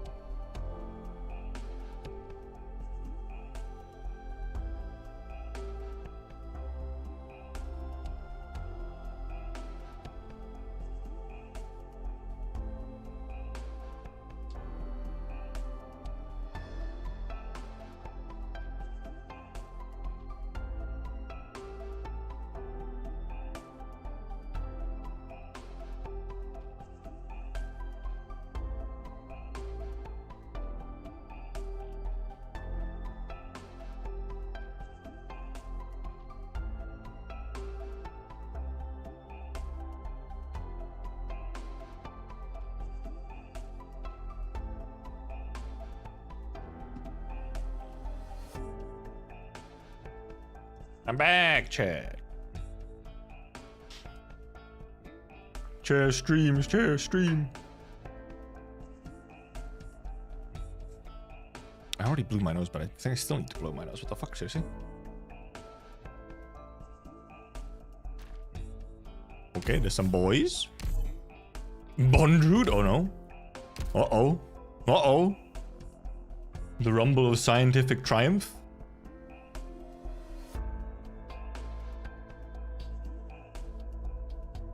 Yeah, okay, I need to blow my nose again. What the fuck?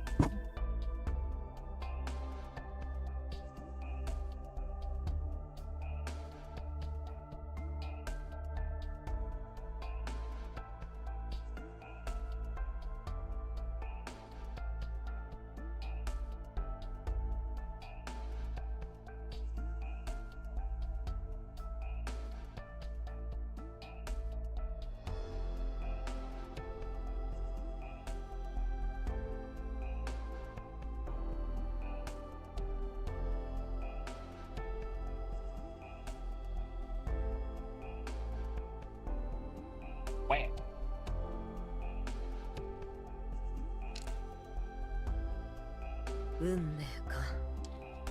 Kill him. 私はそれを追い立て、向き合い、最後にはくびり殺した。お前もそうだろう。 Cool, Ascalon. You do be yapping. You. Alrighty. Alrighty. My glass is okay? Oh. Oh. I'll get a glass cleaning wipe thing.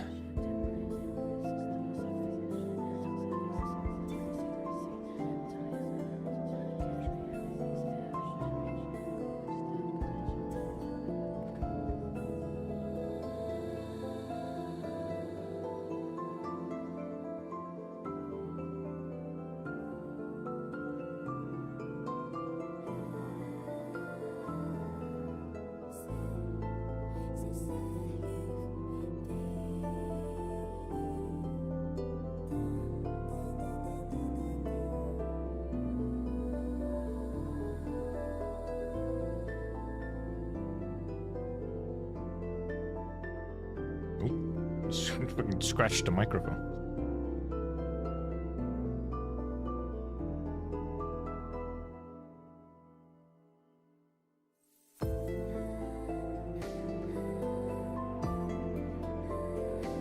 Actually, kind of useful. This camera light that I have for the face cam is kind of useful for checking my glasses.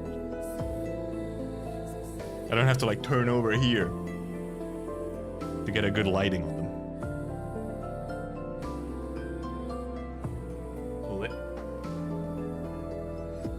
Can I cry, Dad? No, boys don't cry.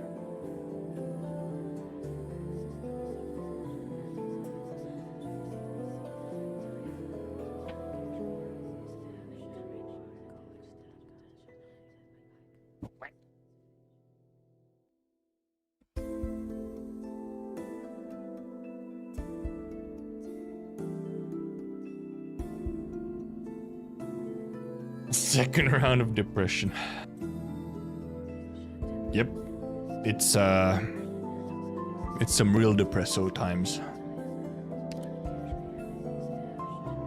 The dust has settled. I'm sorry, child. This should have been my burden. I already know what that's about.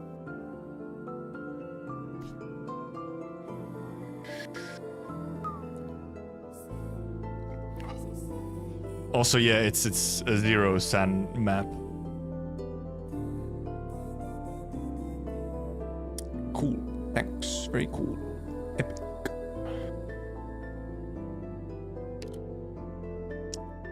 Okay. It's a scripted one.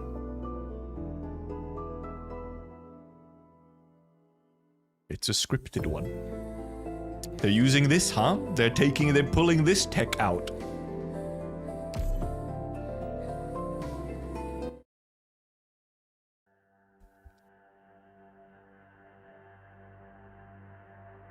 Outside Rhode Island of BABEL. Kasdal.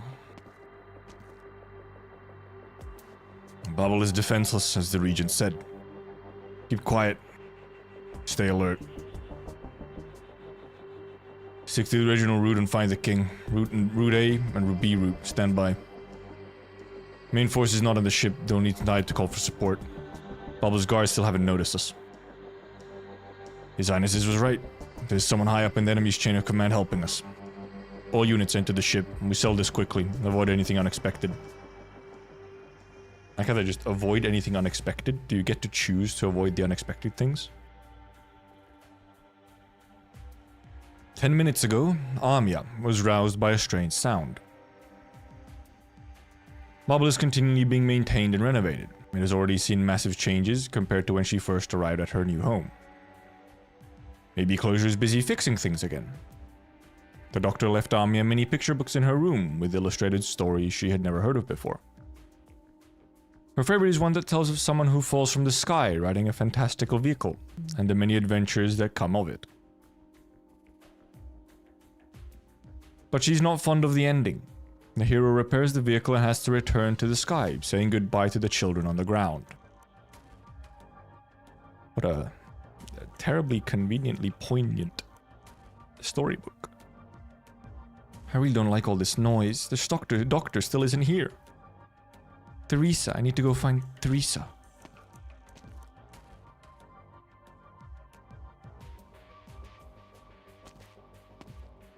Small child, why are you just walking around? Hello, Mr. Downing. You dropped your pliers on the ground. Here. Thank you, Amia. Where are you going? Going to the speaker's office to find Teresa. Oh, right. Have you seen the doctor? The doctor? It's been a few days. That one ought to be in the command center overseeing the operation, I think. I knew the doctor must be busy with something. Okay, bye-bye.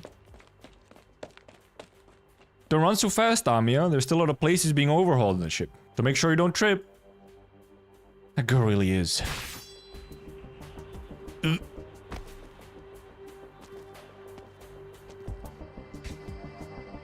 This one's handled. Proceed. Men on the inside are already on standby at every ambush spot. We can begin a coordinated assault at any time. If you see anyone, don't hesitate. Those left on the ship are no threat.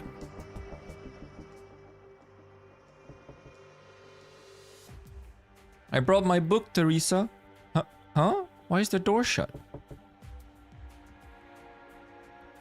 Teresa, it's me. Are you in there? Closure once taught me another way to open the door. Lockpicking? It's open.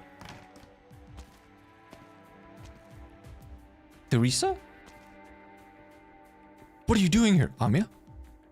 I heard some loud noises that sounded really close. I got a little scared. We can go home soon. You look tired. Would you like to stay with me while I work? Is this a storybook? I see. Well, as long as it's for you, I think I can take a short break. The doctor and Dr. Kelsit won't mind. Thank you, Teresa. Alright, come sit over here. Once we finish this story, I'll take you to my homeland to play. So, where did we leave off last time?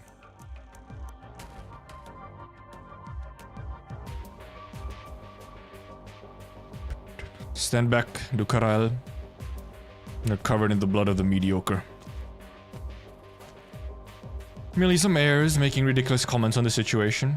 Nobody should be making light of that pair of siblings' lives or deaths at this moment. It is a grave disrespect. Should you not be retreating and defending the inner city right now, Nez Salim? That has nothing to do with the war I'm waiting for. Theresa's asked you to come and ensure her death?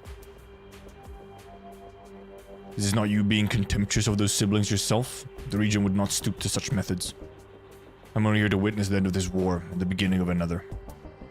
The King of Sarkas is struck down. I will bear the deathly pall of this moment. On behalf of the King, I will witness the victory I grasp from the abyss. So you still feel sorrow? As do you.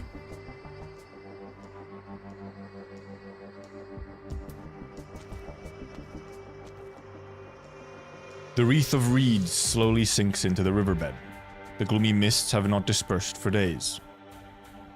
Hey Finnell, are you still by her side? For whom does the elegy ring out?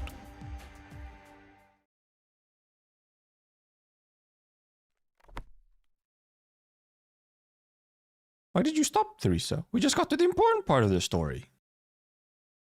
I thought I'd leave a little suspense for you, Amia.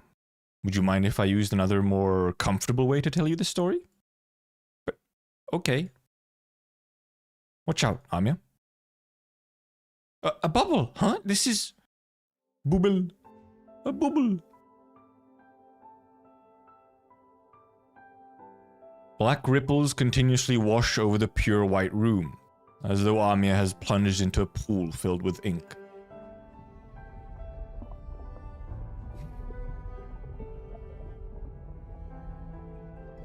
The black bubbles cut off all sound, just as they obscure Amia's sight. Beyond the bubbles, Theresa's figure becomes more and more indistinct, retreating further into the distance. Theresa? Stay inside for now, Amia. Sleep well. You'll be safe by my side.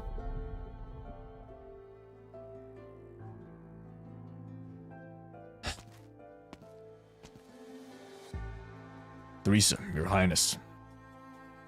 We use our lives as proof of the virtue that the General pursues. No, I was sighing about something else. Honestly, there is no need to cover your face in front of me. I still remember you from back when you accepted Yulish's order before his chariot.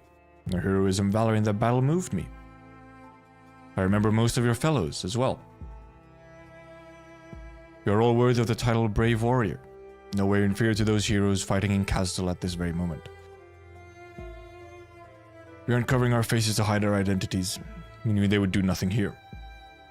We have cut off our horns, abandoned our names, and destroyed every inch of our skin that can be used to identify us.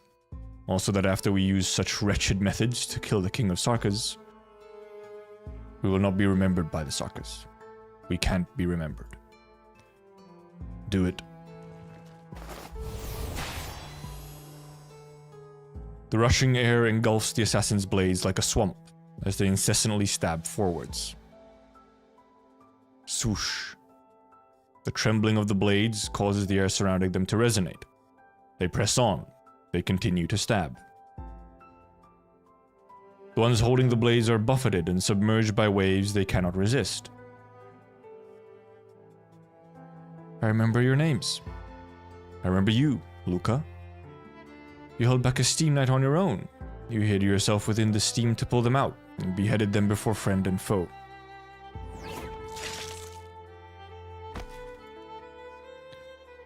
The assassin's life fades away. I remember you too, Lienz. Out of the countless Sarkas with that name, you are the one who stood out most. After being taken captive by Spire casters, you freed 3 of her compatriots from their camp and destroyed their art circle.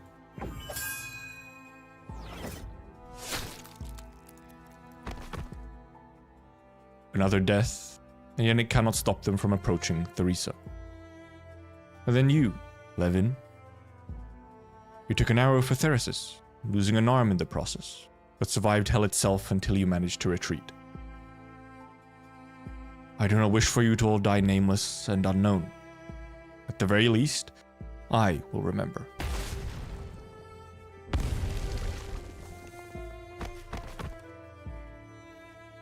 More and more corpses pile up by her side, while the room she has left to stand is whittled away little by little. She sighs, wiping the blood from her neck, accidentally smearing the dark red across her white dress.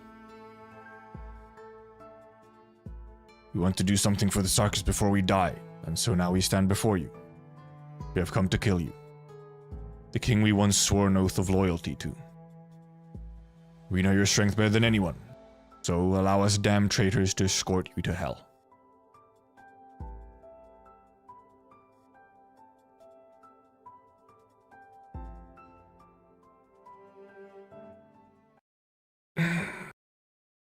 And now we just watch.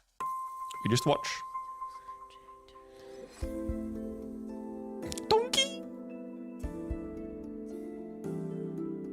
Theresa, what happened? It's okay, Amia. I'm here. I'll take care of things.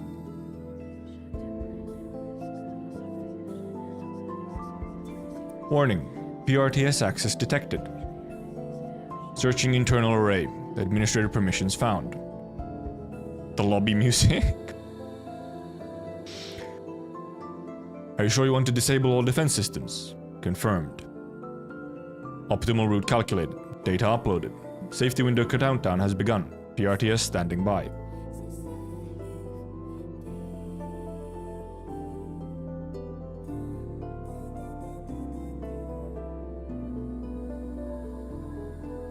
Is this your final decision, Doctor? My kin, I honor your resolve to die for your goal.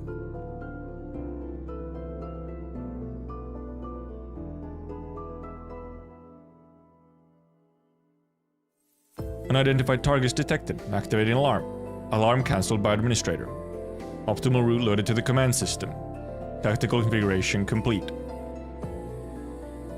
Safety window countdown has begun. Immediate action required.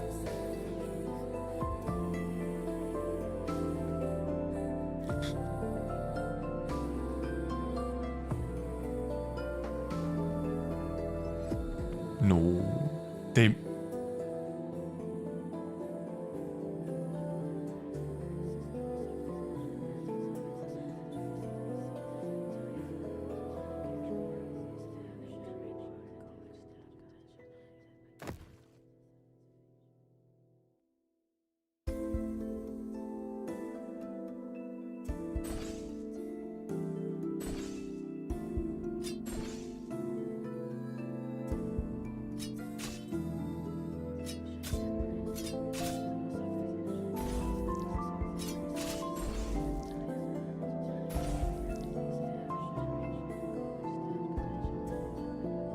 Still 10 more?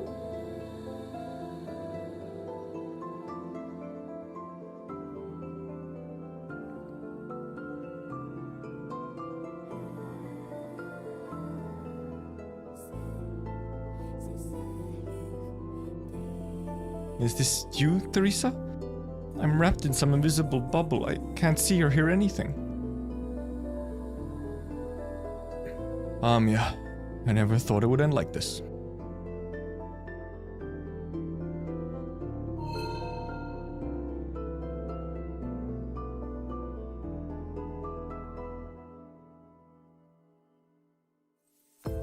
I thought we would have more time. The King of Sarkas. I wish I did not have to pass this burden to you so suddenly. But the truth is too cruel for you now, Amia.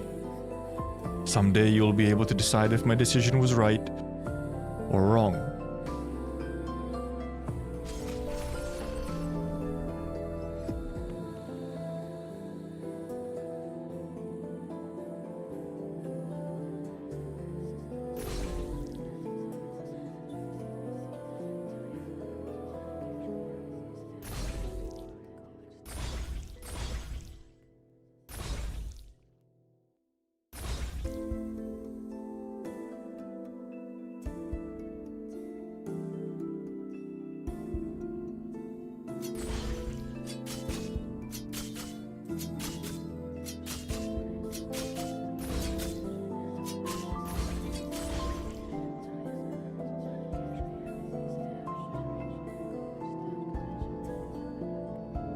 Goodbye, Amia. It'll all be over when you wake up. Mission accomplished. God, then what the fuck, dude? You got to do mission accomplished. I'm a bit.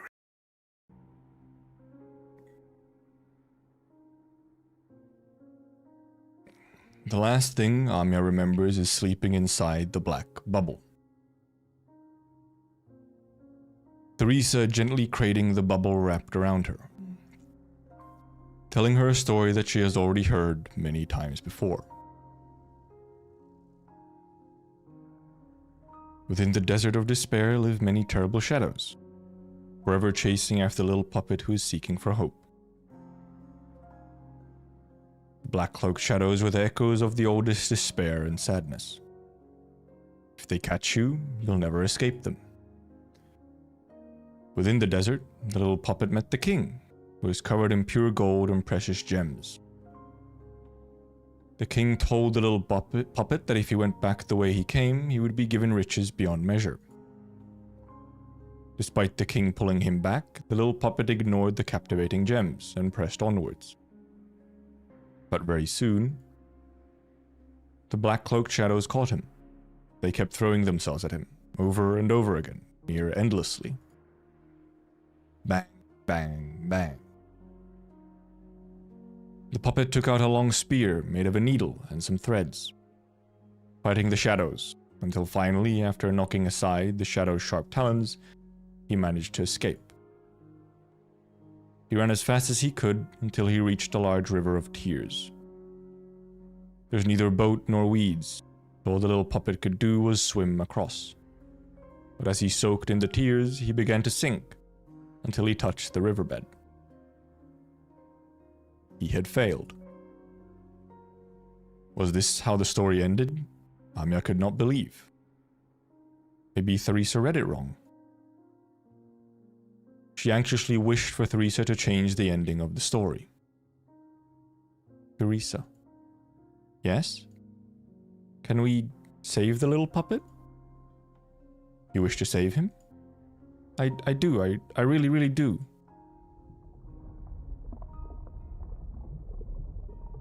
All sound fades away. The bubble obstructing Amia's sight dissipates. Theresa's figure becomes clearer and clearer.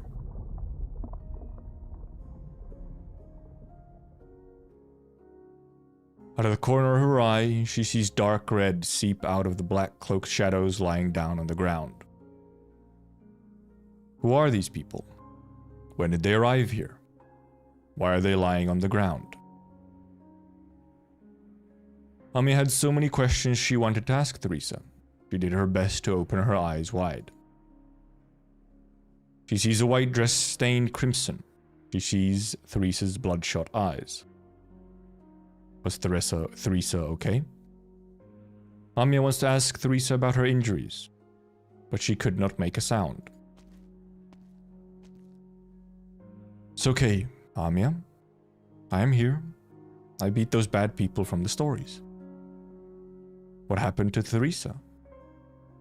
Amia wants to wipe the weariness off of Tryza's face, but she could not move her hands.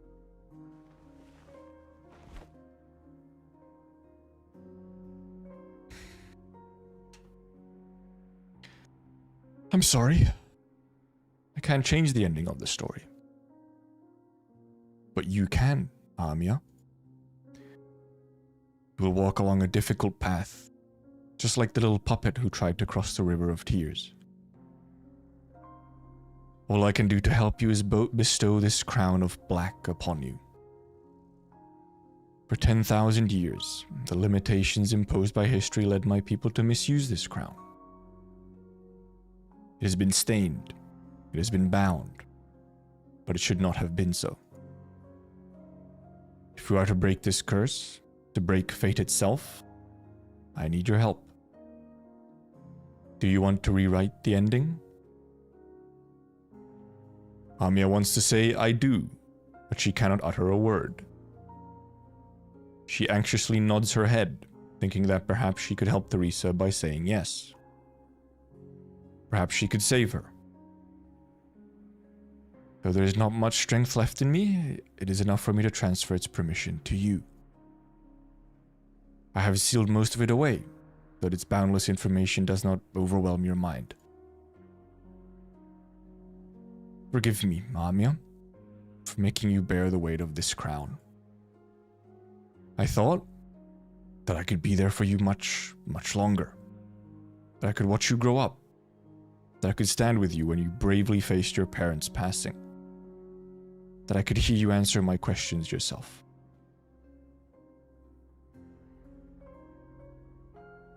Your answer as to whether or not you wish to follow in my footsteps. There's not enough time left for us, Amia. I now selfishly consign this weight that I bear onto you. I'm sorry, child.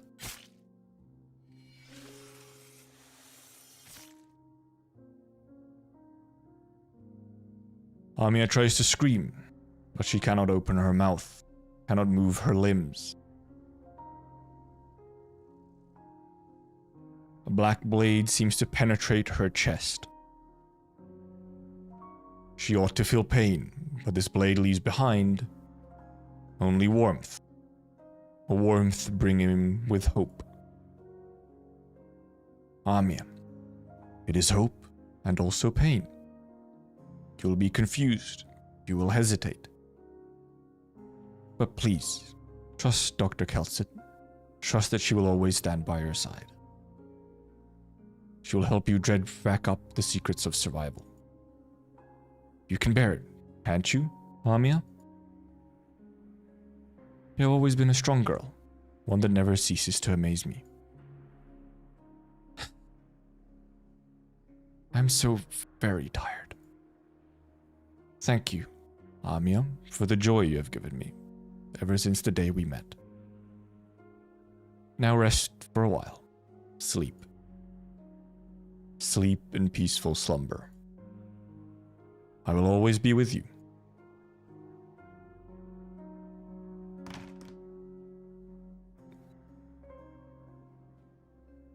Theresa hears a familiar voice.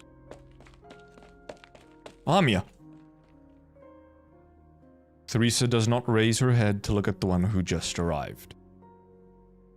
The crown has left her and found another. Her breath grows feeble and feebler still. Doctor, there's no need for you to come.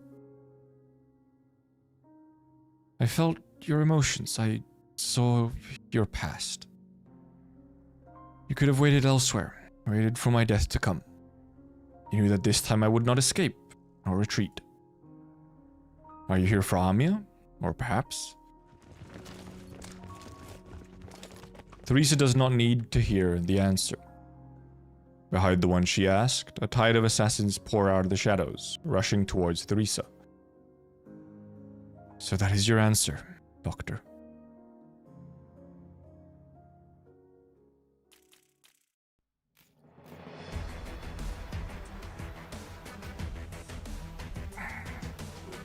You know it's coming, but come on.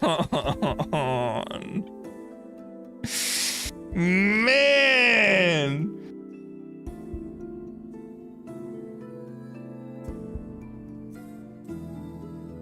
They really fucking made you do it yourself, huh? And yeah, that last CG there is also from some of the super early PV. That shit is from like PV1. I think. Maybe it's PV3 still. They really do make you, they make you do it, huh? They're like, fuck you.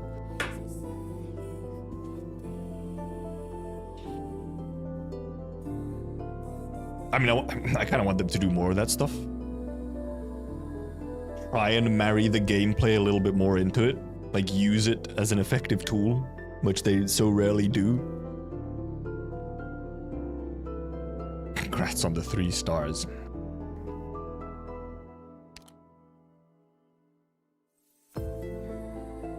Farewell, Doctor. All this should have belonged to you. They really wanted you to feel guilty, like extra guilty.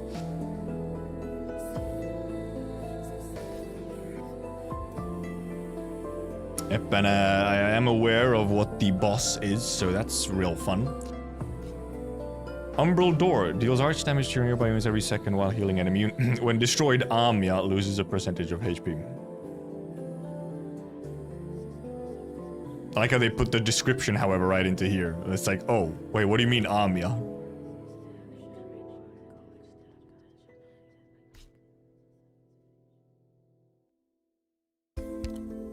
Well, I mean, no other options here.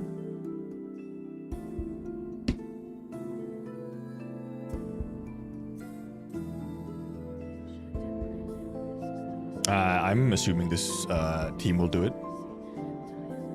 Carry that weight.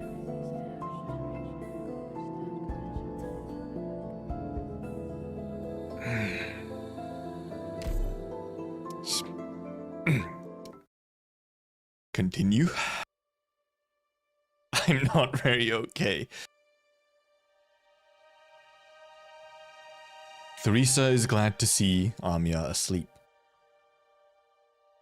Amia did not see the doctor's betrayal, nor Theresa's final bout of sorrow.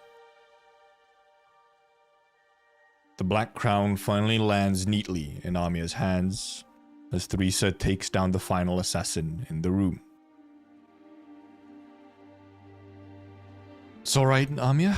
Everything's fine. It's over. Theresa does not look at the one frozen in place before her. She gently pats the back of the child in her arms and leaves a kiss on her puerile cheek.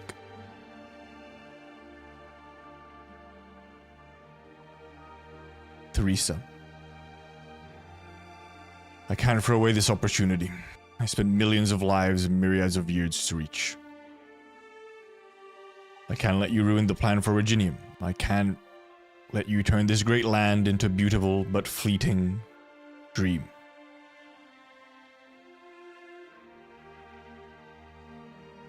And that's why you put Amia in harm's way. Seeing as the King of Sarkas has already seen my memories, I believe there's no need for further exploration. Do you hate me? You hurt Amia. You're about to hurt Keltsit and the fighters who trust you so deeply. Is this how you treat those lives? I'll do what I can to ensure their safety in the ensuing conflict. This is what Theresa swore to me as well. We only need you to die. Doctor, did you present yourself before me out of guilt? Guilt. Too light of a word compared to everything I've done. We made too many choices in a time that even Keltsit isn't familiar with. When Amia grows up, he remembers me if she asks about me. Will you tell her the truth of how I left her? No. I'll help them search for another way to live. You'll help them search for a final moment of peace before Originium destroys Terra? I'm sorry. It's the one thing that's set in stone. You know it's futile, and you still wish to cure Amia's sickness. Even if her family and homeland will all turn into the same hunks of Originium in the not-too-distant future, along with anyone on anything you'll ever know. You still don't want the girl before your eyes to suffer. That's what you sincerely feel. Your purest thoughts, your innate nature. And actually, I'm glad, Doctor. I'm glad you're real and true. One who Keltsit willingly trusts, and in turn trusts us. You, creator of Originium, Doctor. You're the poison that ruins everything, but also the antidote to it all. What? Theresa strains to stand up, stretching her arms towards the Doctor, instilling in the latter an instinctive urge to retreat. The Doctor tries to move, but fails. Sorrow far surpasses the collapsing rationality at this moment. Theresa touches the face beneath the mask. You're crying, Doctor. Well, it's the kind of person you are. You know your own fragility. You know how much of a threat I pose to you even at a time like this, and yet, you still came here. So, I still am willing to believe in you. To trust in who you really are. Trust in our Doctor who brings the rain, dew, and sun.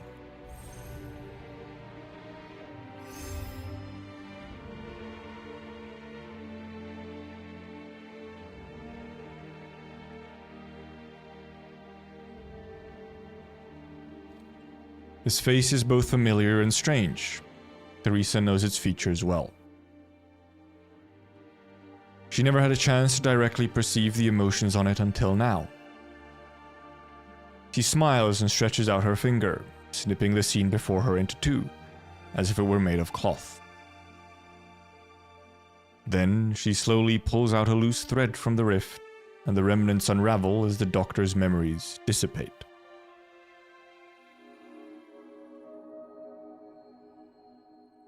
Theresa goes in deeper, without looking back, until every memory is taken apart into a mess of disconnected white threads.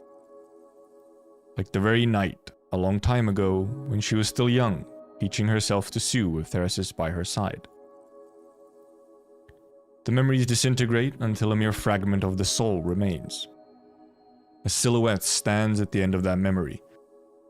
Theresa thinks the figure both familiar and strange. It's the Doctor. It's not the Doctor. What are you doing to me, Theresa?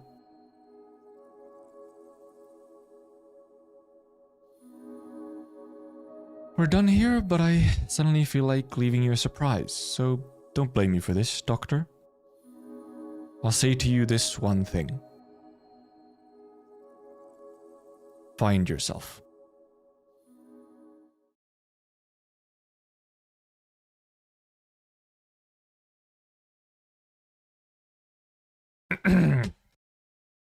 Goodbye, goodbye. Right, yeah, we have to do a fight. 私の位置には留意しておけ。 My memories, 出られる。 they're fading. Sever the past and seek yourself, Doctor. Amia. I was right.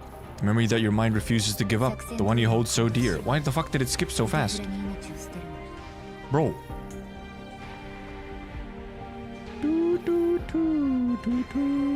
What the fuck? Oh, these are the umbral doors, right? Yeah, we did say that to Kelsey, huh? Okay, oh, it's just over here, huh?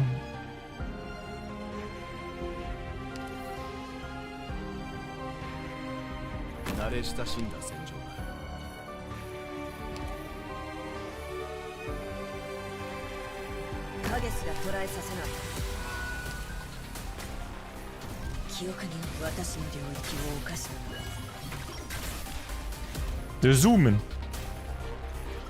Oh, there's a top right. Holy fuck, I almost missed the top right. That could have ended badly. Just a little bit badly. Also, she's taking a little damage because I don't have a healer down there. Oh no! I did not notice in time. Oh, they change directions, I see. Oh, it spawns more! Oh boy!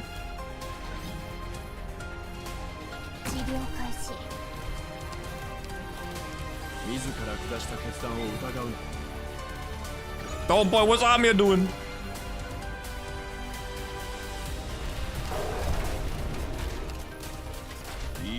Holy, that's a lot of damage, huh? Yikes!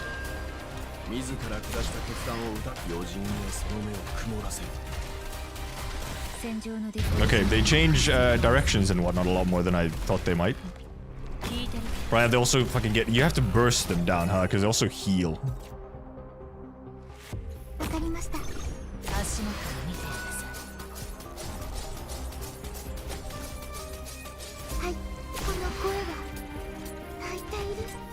Okay, I was wondering why she was so slow. Oh, Kelsey just fucking died apparently. That's cool.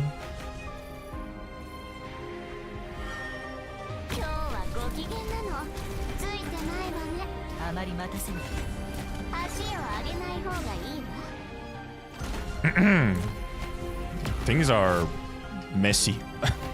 This is messy. Ah, you bastard!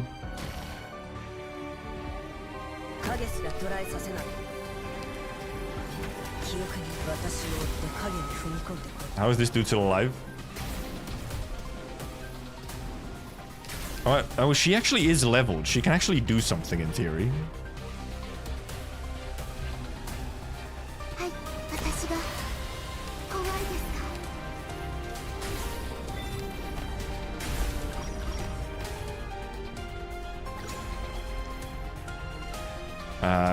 I gotta find out like where it's safe.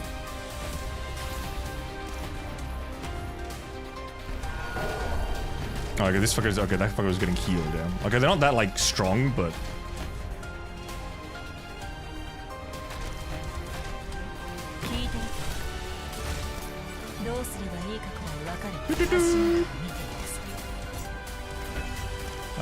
Take monster out so that we can.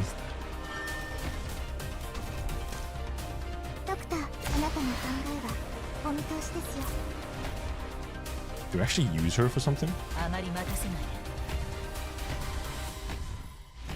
Maybe give Hoderer some healing. Oh, this thing is almost dead.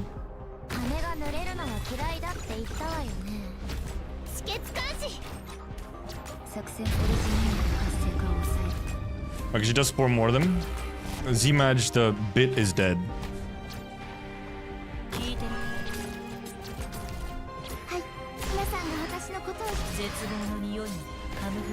Okay, they clearly take a lot more physical damage than arch damage.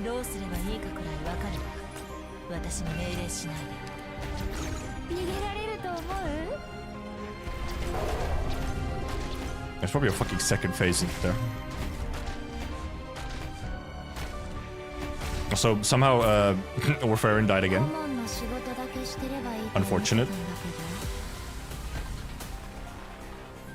still one more.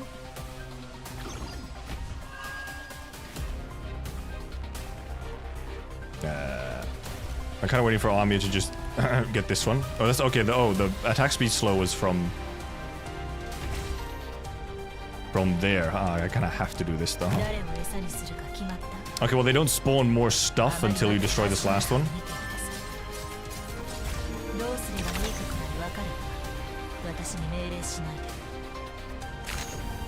Ooh, that's a lot of boys.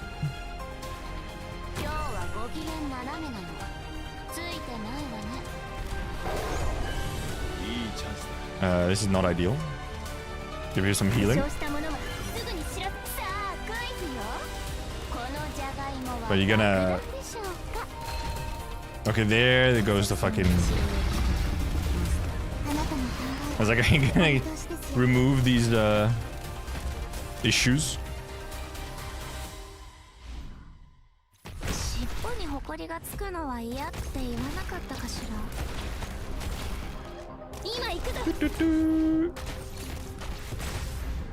Facecam did die. What the fuck? Hello? Why would you die like this? What is it? The fuck is it saying? What happened to you? It has somehow decided to die. I guess I'll have to restart it real quick. Okay, sure. Restart camera hub.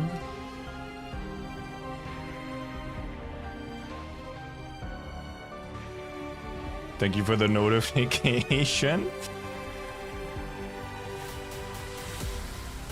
Why have you done this? Okay, there it is. Now it's back. Blah. I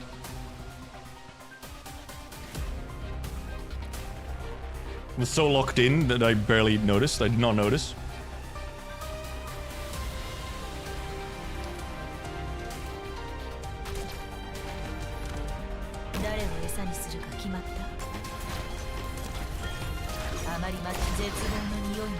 Fucking attack speed slow though.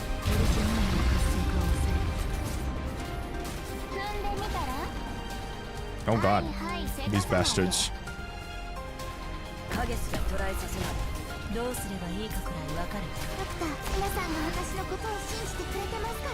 Attack speed slow is nasty. Also, Hodo is just not in the greatest of spots, huh? This shit is so messy. Give me skill.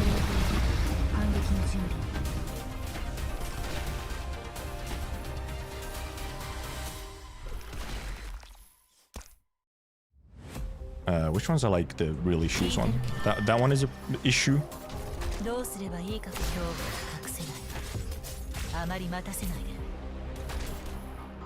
Okay, good. They're getting blocked by monsters so that they're using up their fucking flying bullshit.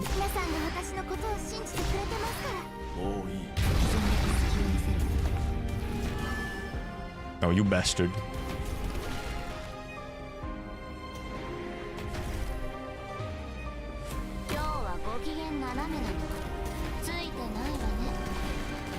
These fuckers do not want to die. No! Kelsey, no!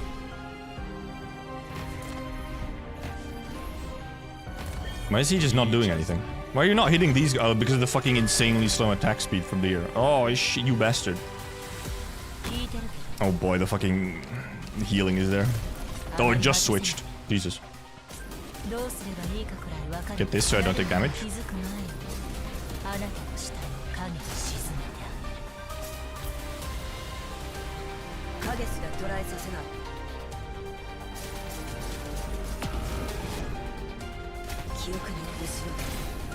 I think Ascalon should take care of that.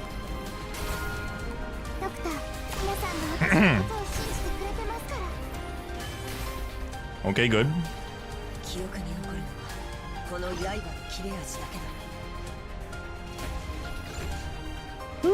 Yeah. Also, yeah, Ami is moving, which could be a problem.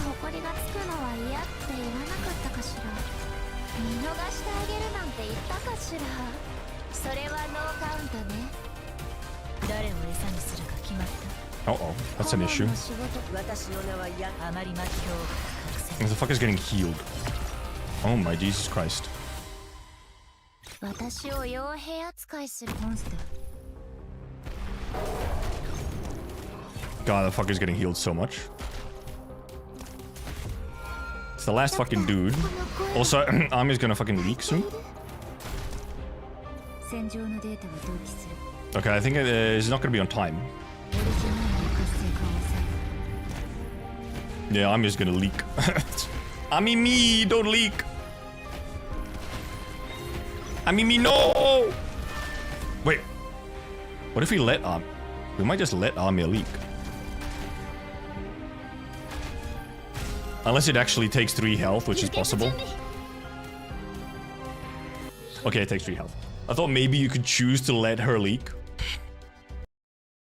総員安全地 You 帯 could not choose to let her leak. Never 通 mind. 信権限は一時的に君たちに移管する私は今の状況 Okay, well now we have an idea on what's happening in it.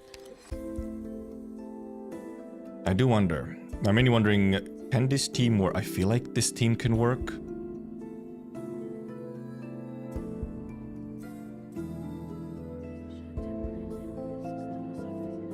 I feel like I can make this team work somehow, so...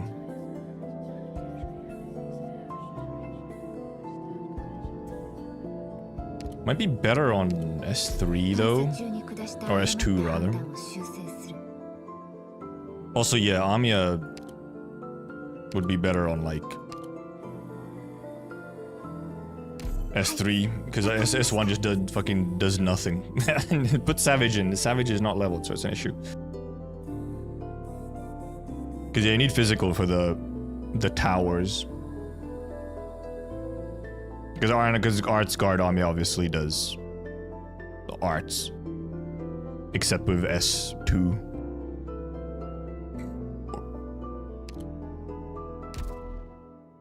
I feel like this can work. Maybe Hodor on S2 would have been better.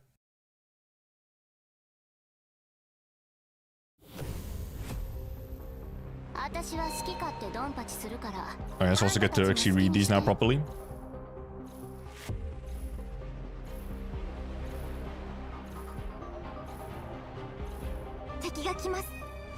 Why does it actually, the line actually cuts off? That's kind of fucked up, not gonna lie.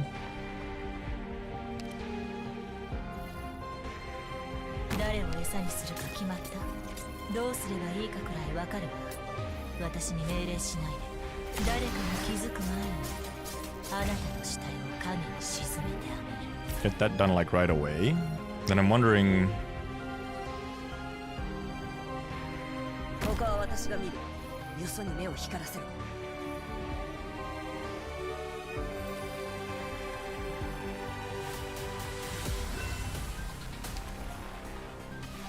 Okay, they're not in heal range if I do that.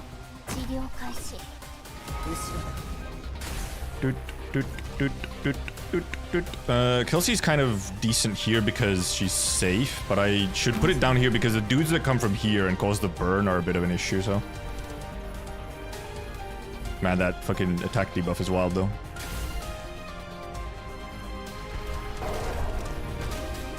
Or the speed debuff is fucked up.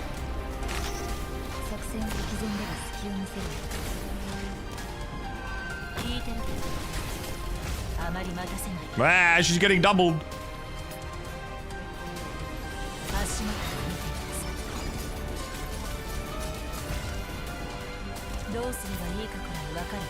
I'm wondering where to use Hodor.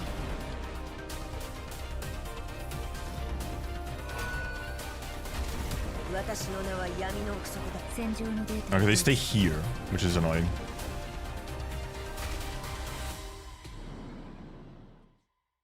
I could do something like this, maybe?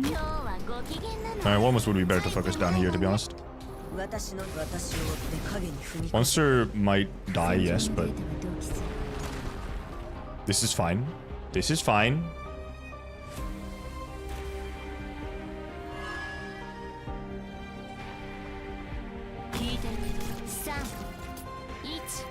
You want to kill all the enemies first anyway, I feel.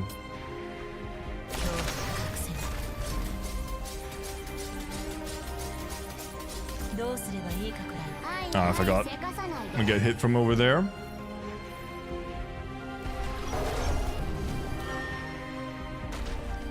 We could put Anya preparing here, because then she can destroy... Or she could be here, actually, facing down, but I'd rather maybe... Okay, no. I think she's good here.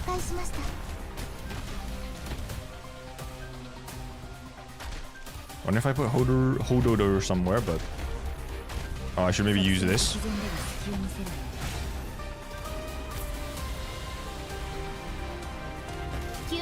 This dude is kind of going, which is unfortunate. We also need to be killing these things kind of a little bit faster.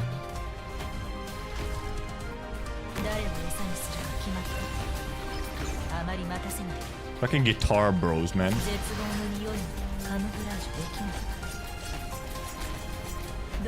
Thank you.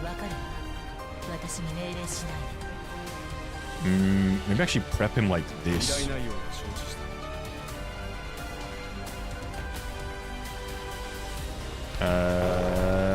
Fucked up.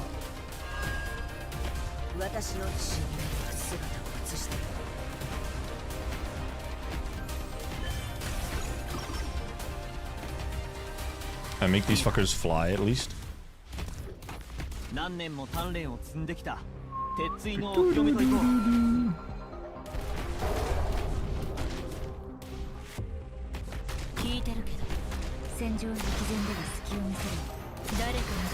No, my fuck, are you serious?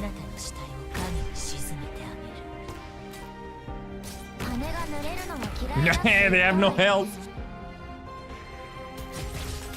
No, okay, I fucked up. I fucked up. I feel like I do need a... I want to try and do it with this team.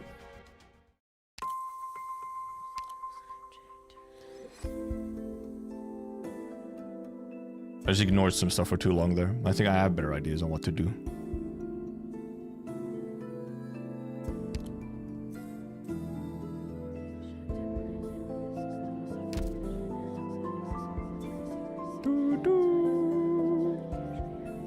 If only Charlotte was here.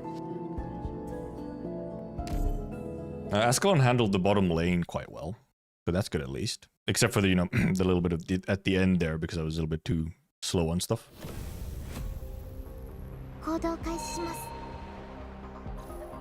A little annoying that I can't get through these faster though. So this really cuts off. It's fucked up. Would you cut it off? Or maybe I should put him here for more like blocking.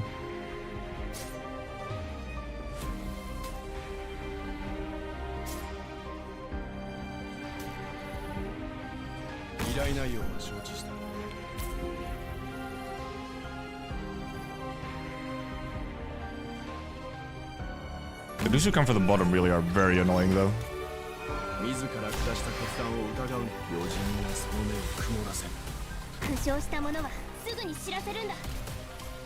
Also the fucking Jesus Christ, the attack speed debuff is nasty on Hodor. I forgot they already... They come at this point already. They come out so quickly.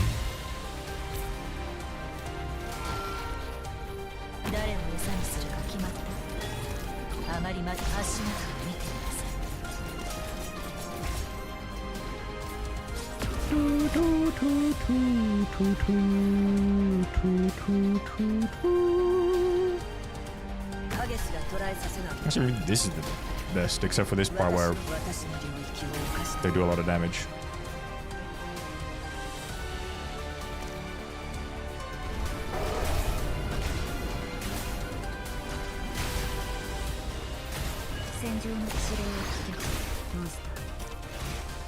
Up, up. There's one here.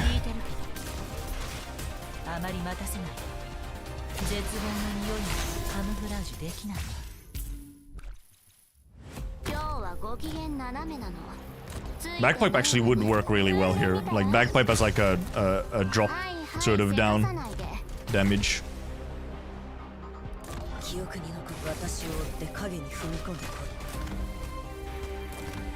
We do want to take monster actually out so that we can destroy these towers. 誰を餌にするか決まった。どうすればいいかくらいわかるわ。 Ding ding ding ding ding ding ding. 絶望の匂いまでカムフラージュできない。 Really? He died? That's wild. How the fuck did Ho-Ho die? Like, seriously? Fuck. Monster can't hit that. I'll have to wait for Ines. The monster can hit this one though. 組んでみたら作戦定例通り反撃の準備 Hit it, monster, please. Christ. 誰を餌にするか決まった。 Ow, ow, ow, ow, ow. We also have to go a little bit faster, obviously, because issues with Amimi starting to move is an issue.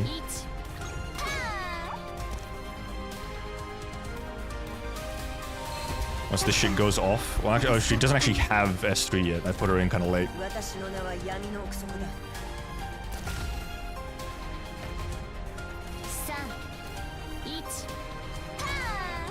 I feel like we could do that to do damage this one already.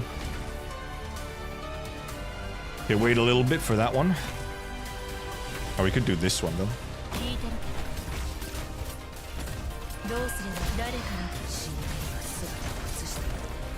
We can S3 now. Destroy some of these. Nice.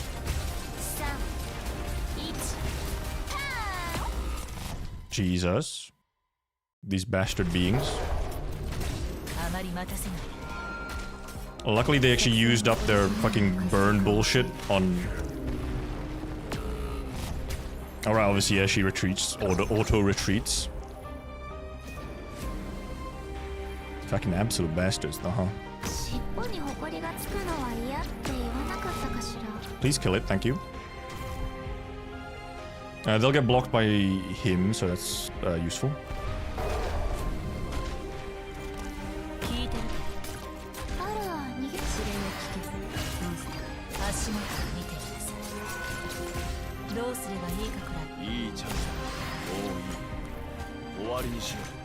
And if it does he do any damage? A little bit, a tiny bit. And they do kind of do a lot of damage. So well, they do a lot of damage against the Ho-Ho.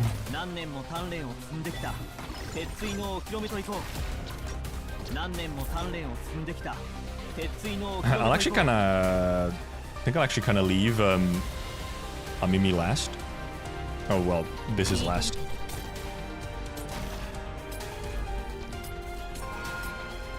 Retreat everyone. Except Kelsey. Nice. Oda MVP. Okay. Yep, it's the... Yep. They hit you with the fucking change. Theresa holds the hands of the one before her, as if it were their first meeting. That face is so fucking pained. She quietly faces the other pair of eyes, looking at the emotion shifting within until finally, only a void remains. She knows then, every memory has been wiped clean, the soul purified. Also new OST as well. Your memory is gone, your soul reborn. A truly terrible trick. But they underestimate your benevolence, your desire for victory. They underestimate us, and what makes Terra so tenacious. Doctor, allow me to call you by this name for the last time. This is my little revenge on you. And also, my final gift to you. Memory does not shape who you are. So, with your original self, live again on this land. See the world, feel the various emotions life brings. Meet the many people of Terra. Perhaps, your journey will start in suffering, and you may never manage to escape the murky moon shadows of this land. But you will always get to see the sunrise. I trust you will find a new solution, one that is truly your own. An answer that sounds just like the murmur Keltsid and I once heard. A most moving answer.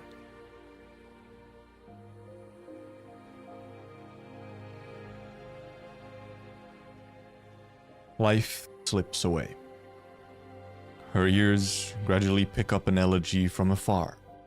La Carameline did establish a connection with her, after all. Theresa feels her own breath growing feebler, but she also feels unprecedentedly relieved. She tries her best to keep Amia in her arms, protected. Amia's heartbeat calms her own. I'm a little tired. It's exhausting, holding onto that crown. I should rest when I'm tired. Isn't that right, Amia? I once imagined that, perhaps one day, we'll be able to let everyone on this vast land fall into peaceful slumber. May take a long time to come, but maybe you could see it for me. Amia, when you wake up,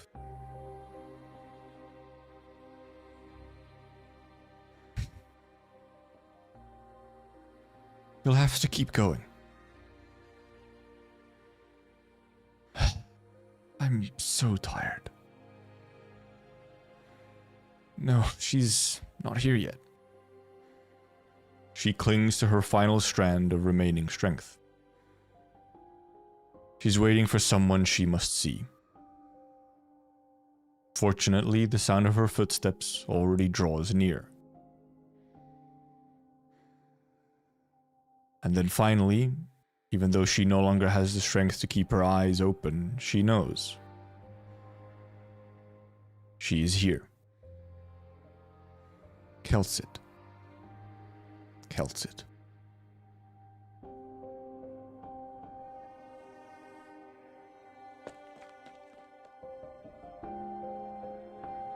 Theresa. Amia. Doctor. I knew full well this possibility always existed. Why? I should have stayed behind. It's my... Theresa. We should have... Theresa, confirmed dead. Monster, heed my command. Prepare for any follow-up attacks. The doctor and Amia, nothing must happen to them. Protect them at all costs. Monster. Keltsid? Keltsid.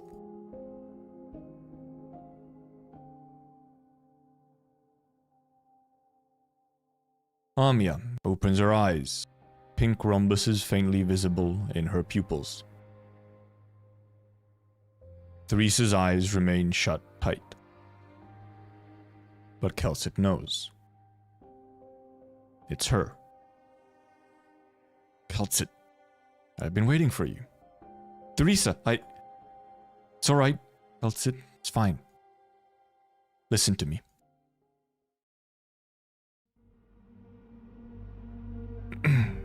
I'm already dead.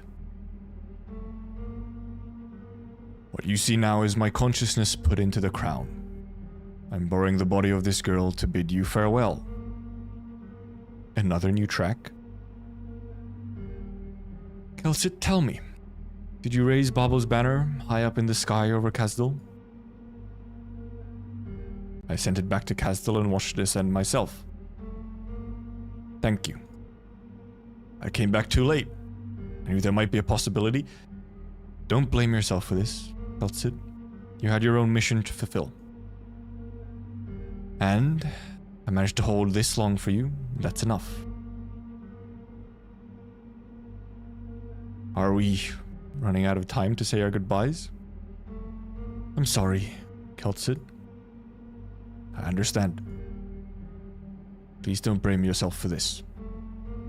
We trusted the doctor, and I hope you can continue on our path into the future.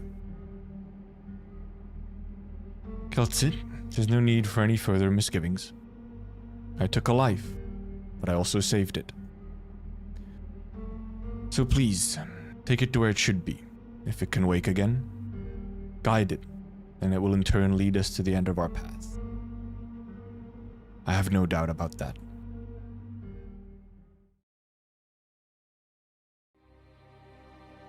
The eyes. I understand. However, you can no longer take the risk of venturing into the depths of Rose Island. I'll entrust someone I know to send the doctor to Ursus. Chernobog will be safe. It is too dangerous to allow the doctor to stay on Rhodes Island. That's good, Keltsit. I'll leave the rest to Amia then. She will walk a difficult road. I'll be with her in BABEL as well. She's so young, but so strong. Keltsit, giving the ground to BABEL, to her, I did not do this on a selfish whim. To break the cycle and deal with what is to come, the king cannot only be a king of the Sarkas, nor can it only be a king of Terra. The role is no fetter, controller, or unparalleled power. The role is a key. The king is Civilite Eterna. But Keltsit, keep this a secret from Amia. She doesn't need to bear all of that now. She will understand once she embarks on that path. She needs to understand. Only by overcoming every obstacle can we find the doors that lead to this world. And you? I will be gone in the pursuit of my ideal. As for her, she'll become the flame that burns all corruption to ashes. It's the line from PV3!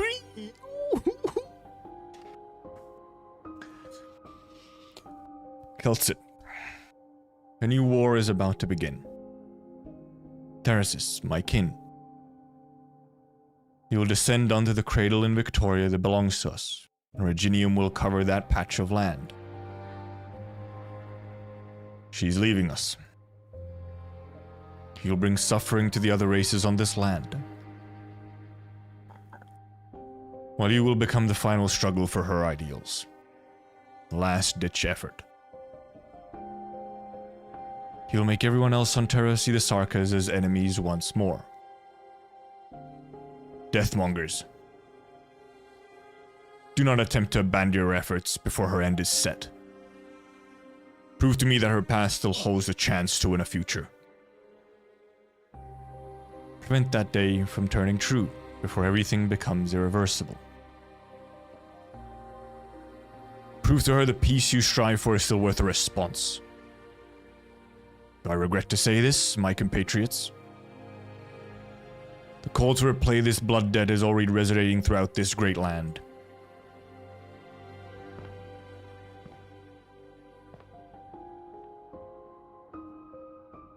Kazdil's hatred should not continue to spread. Her death has been determined. We have lost Asarka's king. I have lost my only kin. And I will not let these sacrifices be in vain. My people, whether you've come for peace or vengeance, I will hear your voices.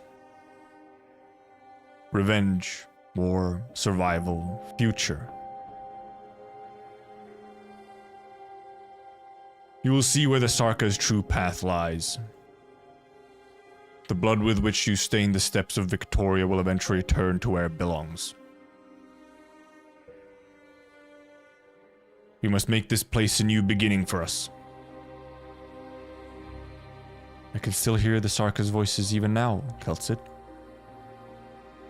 The closer I get to the myriad souls, the clearer their voices become. What I can glean from their shouts and cries is... suffering will descend once more. All of Terra will surrender. Starting from this very spot. The Sarkas. will rise again. Will ruin the land.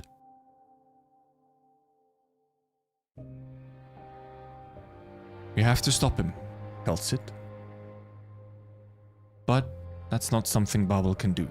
As it is now, you'll find a way. Besides, you'll never be alone with the BABEL we built together.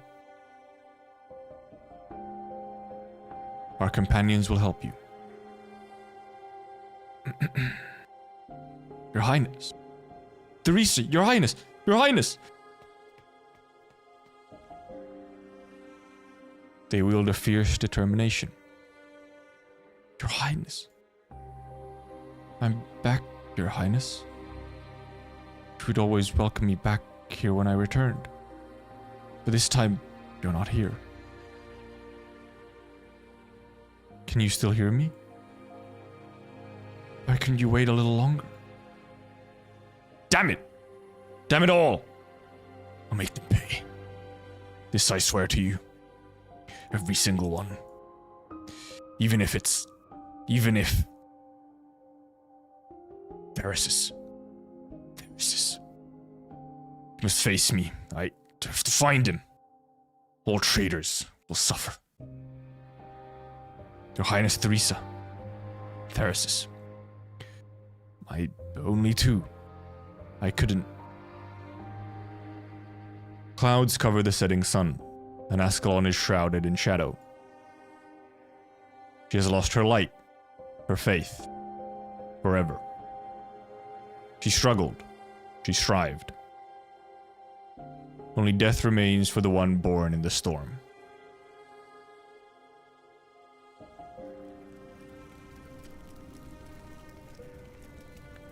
They are the most remarkable of all.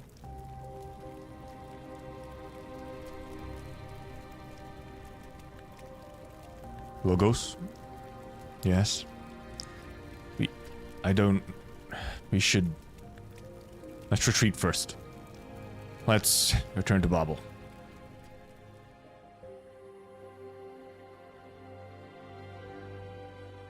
They will never doubt our ideals, even for a second. It's over. Why? Why I feel... I too am baffled, King of the Noxerers. I thought I was long accustomed to King of Sarkaz's demise.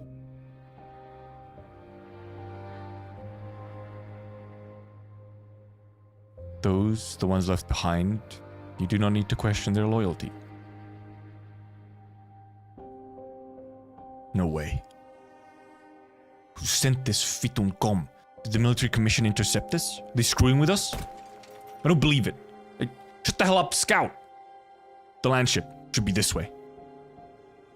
Tryzyn, she could have just died like that.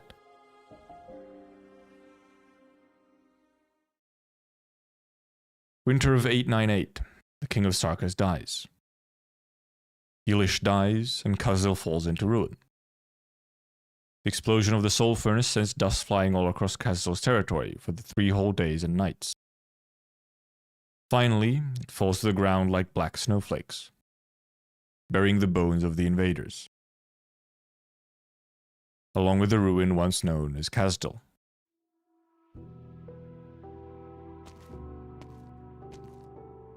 Kazdal is no more.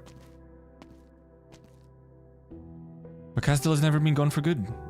That's what I heard from the King of Sarkaz. He said Kazdal has met with ruin more than 3,000 times. It will always eventually be rebuilt anew. Perhaps that was just a ploy by Yilish to deceive the people. He's dead, Theresis.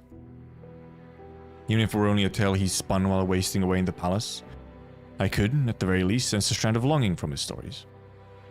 Yearning for a stable life. What happens after victory? Now, everyone will only begin wandering the land once more. Our people will praise us as heroes. We can only return to ruins devoid of life. What can we even do now? What can we even do now? Heroes. Once this war is over, that title will be meaningless. Indeed. Also, I seem to have picked up the myriad souls whispering in my ear from a while ago. Their voices are becoming even more distinct. I don't know where the myriad souls hope to lead me. What about you? I hear the same. I dismissed it as a delusion brought on by euphoria of victory, but it seems to be more than that. The myriad souls beckons us. Then let's go, to wherever they beckon.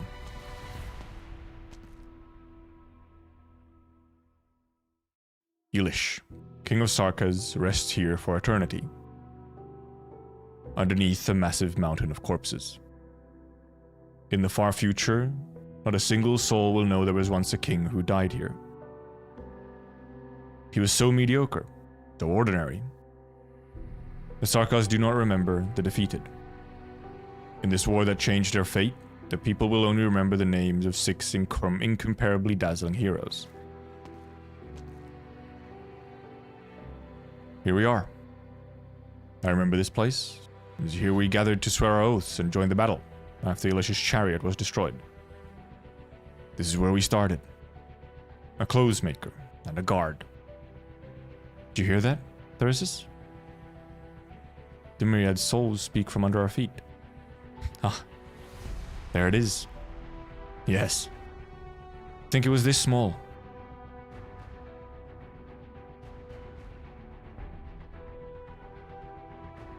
The crown. The crown. With death as a witness, as well as the myriad souls, the twins raise the crown in unison. The crown chooses the twins in return.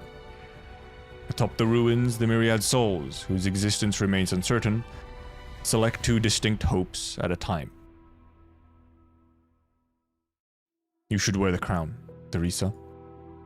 Why? The King of Sarkas is but an optimistic fantasy for the pitiful when history chooses to stay silent. Indeed. We will change the Sarkas' fate, with or without relying on an external force. But in this age of despair, we will bring a glimmer of hope to our people. I'm not fit to be that hope bringer. My blade will cut our path forward, and you will lead the way. I understand. The war has just ended. How long will we bear this crown? Until we find a home again. Until the black crown swallows us into its suffering. Until everyone under the same sky can fall into a peaceful slumber. Lead the way forward, you said? You still remember that adventure of ours? You held your sword and carried me, and you guided me through the bushes until we got home.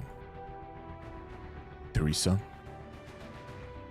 allow me to crown you myself. All right? Theresis. I swear this vow to every Sarkas. We will always be equal.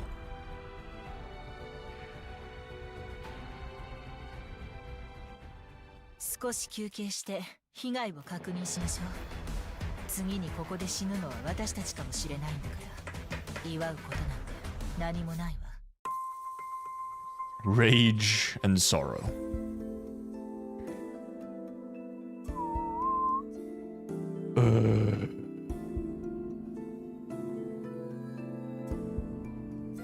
Also, we did indeed get the explanation for why we ended up in Chernobyl and why Kelsit hates us. Can't go back and have a peaceful sleep anymore, not anymore. Yep, there's still one more. End of Souls. Sarkas wanders across the wilderness of consciousness and soul. It is the final moment of her existence.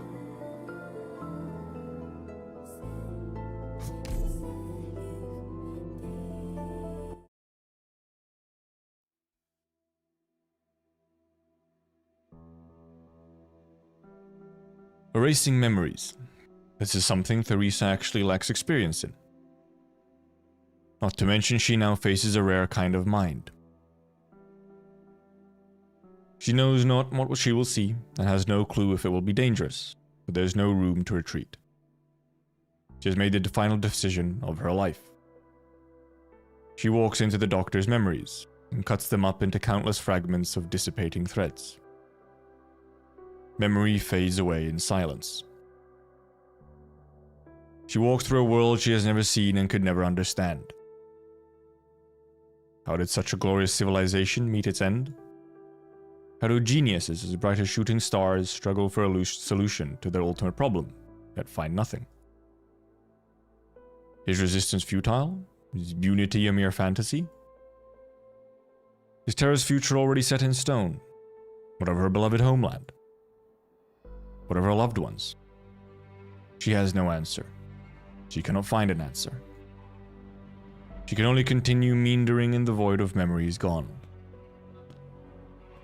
Finally, she sees someone's familiar.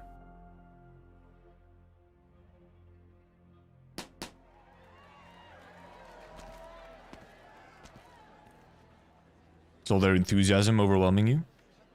What brings you here, Kelsid? Should not be present at this celebration of your latest victory? It's been a long time since I last... Days like these were rare back then, you know?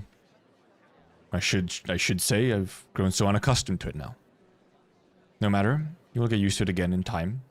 BABEL will be a new beginning. Go, we should enjoy this celebration. Tryzyn watches Kelsid pat the doctor before gently pushing that very back into the waiting crowd. Too many are forcing their way through the throng, hands stretched out, fighting each other to be the first to shake the doctor's hand, or pat the doctor's shoulder. Some taller and gutsier ones even try to put their hands right on the doctor's head for a good kneading. Sorry about that unruly subordinate of mine, Doctor. I wanted to stop him. But my arm's injured. I couldn't make it in time. It's fine. How's your arm? Recovery's going pretty well. It's a pity you won't get to enjoy many drinks here tonight. That's alright, Doctor. I'll have a few more pints on this guy's behalf. We're not getting ourselves stuck in that encirclement had you not sprung that surprise attack at the end. Come on, let's sum a few glasses to honor the Doctor. I'm afraid my alcohol tolerance may disappoint you, Ace. Excuse me, make way please. I have to see the protagonist of the day. So many people in here. It's the first time I feel that the command center is too small. Do you want me to widen it later? There's still so many people outside hurrying in here with snacks and drinks. Doctor, everyone's cheering for the victory you've brought us. You seem a little uneasy. Thought I was masking pretty well. Just a little nervous in crowds. Hey, careful, that's enough pushing. Amia, you good? I'm okay. Doctor, come with me. Tryzyn and I made you a cake. Look, the oven was so hot I got a blister on my finger. What the hell, Amia? Thank you. Oh, are you okay? Does anyone have some burn cream? A gentle cough sounds in the room, and the crowd splits into two. Tryzyn sees a woman dressed in white passing by, smiling as she extends a hand to the doctor with a still healing needle wound. She's looking at herself.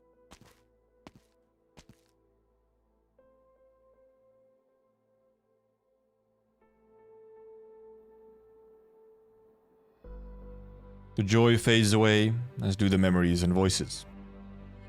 Tryzyn erases the memories she's too familiar with and continues forward. She sees a record she has never seen before within PRTS.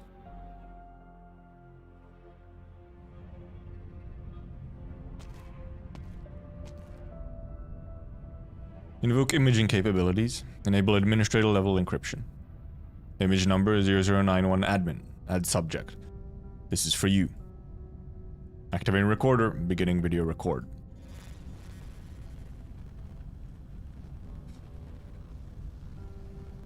If I didn't hold on until you woke up, you'll see this video. I'll remain here, in the safest of places until everything settles. Once I'm done with everything, I'll vanish into silence, disappearing before all those who hate me. There's always a voice inside me, reminding me, asking me, who am I? Our own watcher, or a traitor to future civilizations? I can no longer recognize myself. You'll get an answer after checking all the logs I left behind. But for now at least, I'll no longer hesitate to do what I should do. When you wake up, I will have already disappeared in your past, and also unable to appear in our promised future. That's why I hope Pause recording. Delete all previous content. I still need a bit more time.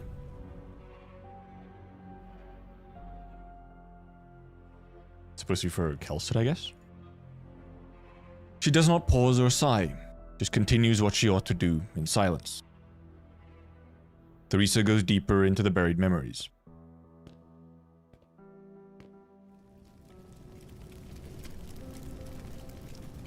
I need you to contact the closest rescue team. The wrecked transport has a rim built and logo on it. This is your squad. I hear someone's still alive in there. We got your call, but it'll take some time for us to rush over from the nearest mining plate. Based on the information you gave us, there's been a Banter location there before. Also notify armed security to send a dispatch at once. Armed security? With the way Rimbilliton treats infected orphans.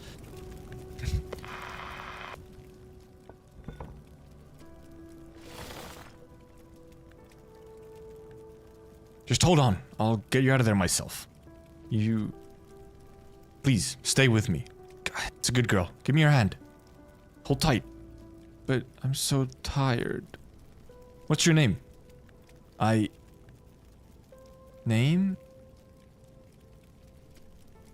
Mom calls me Amia. Amia, just hold on tight. I'm holding. I won't let go. The memory shatters. This is Theresa's destination, the terminus of the doctor's memory. Theresa. This is impossible. I remember you should have been Theresa. She follows the voice to a void, and it speaks once more from behind the nothingness. Where am I?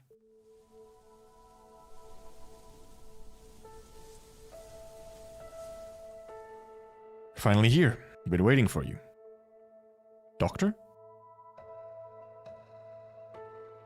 Doctor? Not many people call me that. They prefer my team code name. Oracle. Oracle. So you're the one Kelsit believes in. I've let her down terribly, but we had no choice. I'm entangled in an inescapable plot. I've been watching you from here as you went around nurturing your hopes, as you suffered betrayal. As if I was looking at my past self. I'm sorry. We're only residue of the doctor's burned away emotions. No way for me to preserve your emotions and memories in our current circumstances. You reach your destination, so just do what you have to do. Thank you for trusting me. Maybe a little late for this, but I'm glad to meet you. Glad to meet you too, Theresa. Oracle walks into the distance of the endless wheat fields, disappearing within the stalks. A draft of wind tears through the plain with a roar, and the final scene disperses until only the end of a thread is left. Theresa holds the strand. It quickly loses its luster and turns into powdery dust. It's time to say goodbye. We'll meet again in the future, won't we? Kelsit, Amia, Glitter.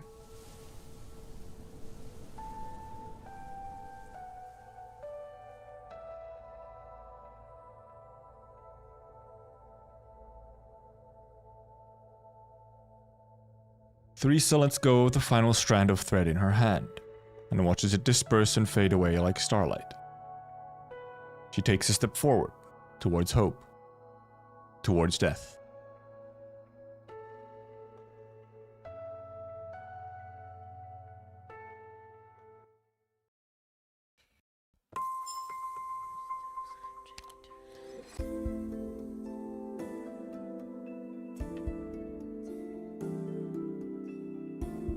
So, Kino, this is more Kino than anything.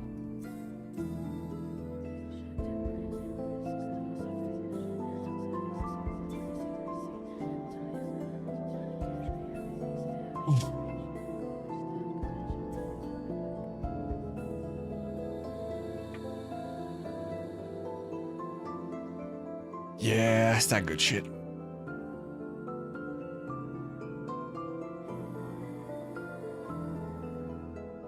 And yep, indeed. The heartbeat flatlines. Yeah, that's that good shit. This is the good stuff. This is the good stuff. Inner peace.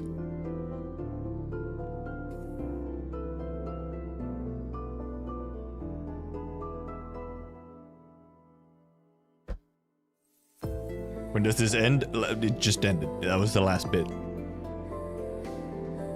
It was about around 8 hours of reading. Seeing how charming and happy Doctor used to be was such a gut punch, yeah. When does the sadness end? Oh, that's a never thing though. And this BGM is great.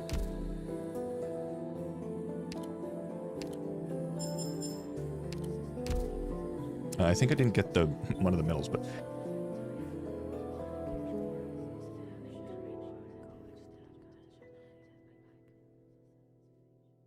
and yeah, obviously next up is chapter 14.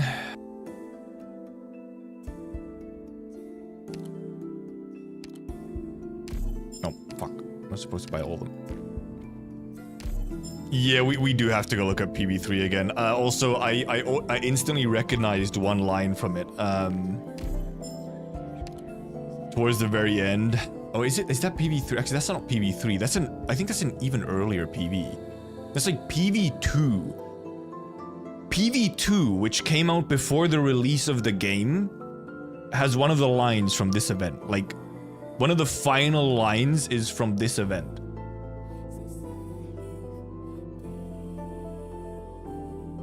I have to go find it. I'm pretty sure it's PV2.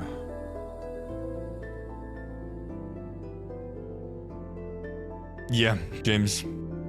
For sure. Oh yeah, it probably is fairly late for you again.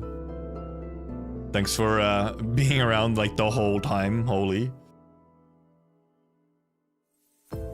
Yeah, that's that good stuff. That is like in that set of stories and events which are like, you know, it's like the big ones. Yeah. The words Oh, no, it is okay. It's in trailer 2 and trailer 3. It's in both of them. Just woke up, 2 a.m. We will meet again in the future, right? His words are now PTSD, man. Let me. Except shit. This stuff has star set on it. I might actually have to mute it and just go find the line. Is it really at the very start? Is it actually at the start?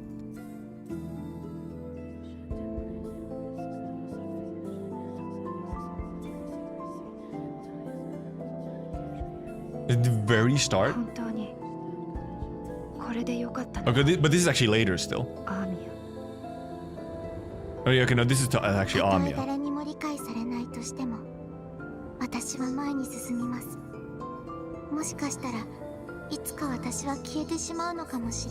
Okay, this is later Amia.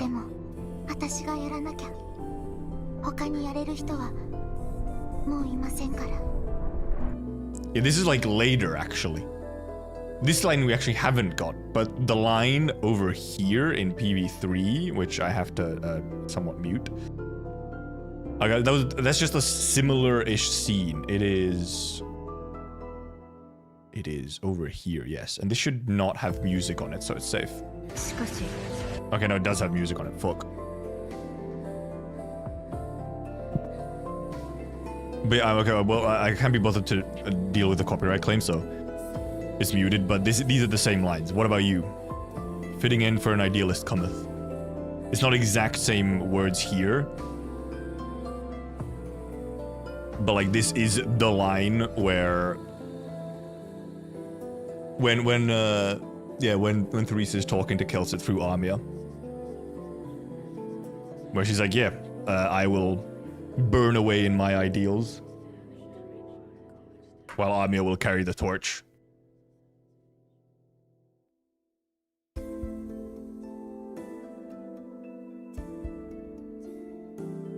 What is even happening to streamer? No, I'm incapable of crying, but we finished some peak Arknights Kino.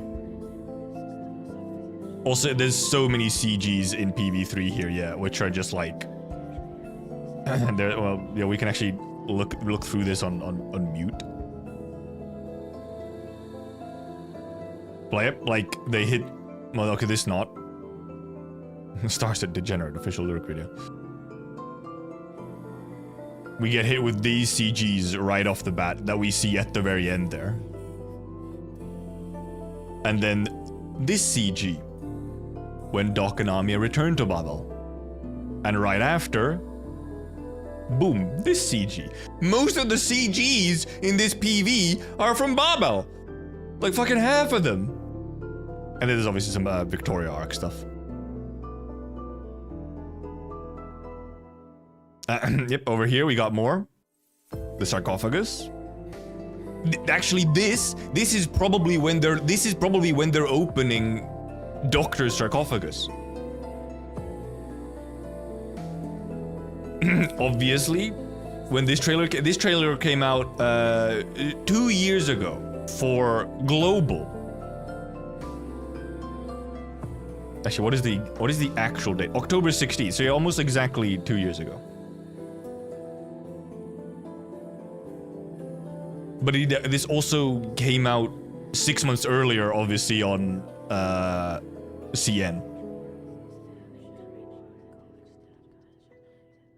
Oh yeah, true. It's exactly 3 years ago, not 2, because it's still beyond. It's not October 16 yet, so it's 3 years. Yeah, it's 2021.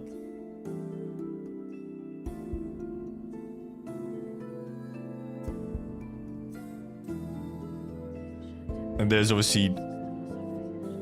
Yeah, no, these events weren't, because so all of these concept trailers have always been like, they've essentially sneak peek a bunch of stuff that's to come in like the next however many years. Here's Amiya's, the pink rhombuses in her eye, which also just happened.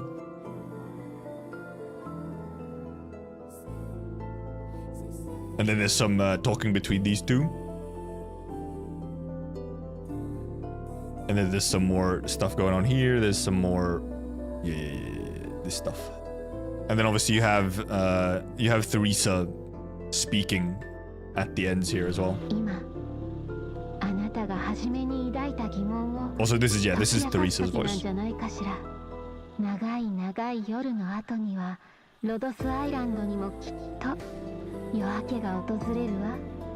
And yeah, also yeah, purple-eyed Amiya is like, where the fuck is she? She's right here, yeah. But this is obviously older Amiya, so this is probably chapter 14 stuff actually. And this is probably chapter 14 stuff. Like there's indeed stuff in here that we actually still have not seen. So now, when you consider that PV4 also exists, which came out 6 months ago on CN, indeed, every single little detail that you see in there is like, oh, we might only get this thing that it's previewing like 3 years down the line. Because then also if you look at concept trailer 2, obviously it has like all this stuff with the reunion arc. It's like pretty much all the reunion arc stuff. And actually, this shit was before the game released! It's the same CG as here! Where is it? Where the fuck is it? It's not, okay, it's not in this trailer, it's in the fucking event! This is in the event! In this event, this CG is like from this event! This shit came out 2019!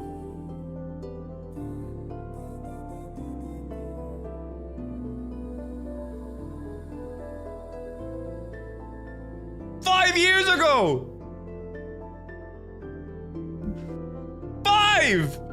I'm yelling! I like peeked the mic.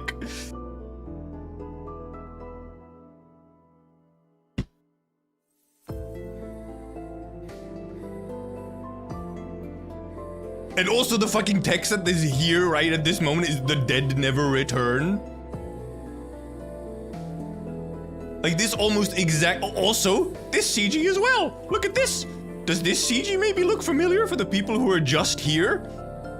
Does it look familiar?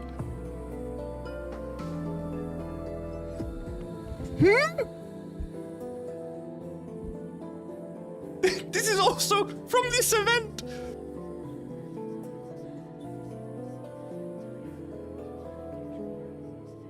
This shit was actually 6 years ago for CN. Like, obviously, because the global is behind. It was released 5 years ago on global. And this actually, this stuff released on CN like a year before, because I think the global version released like 9 months after CN. Also, it really is a good idea. Amia be the protagonist. That was like the best choice. They're like a proper protagonist.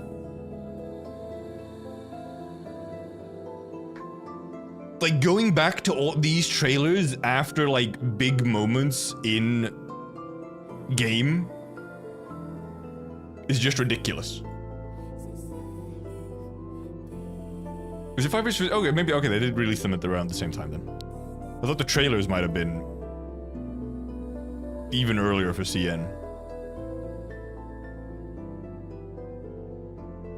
Also, here at the very end, まだ一緒にいてくれますかドクター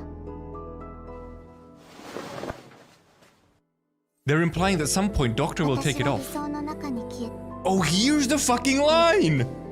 でも彼女は朽ち果てるすべてを燃やし尽くす炎と This is from trailer 2. That line is from trailer fucking 2. And it is from BABEL.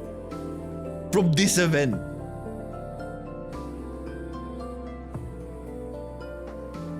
They had this shit on lock back then.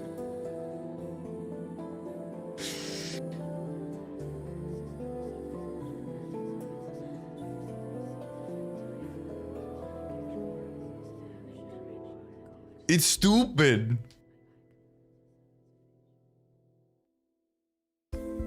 I wouldn't be so sure yonder.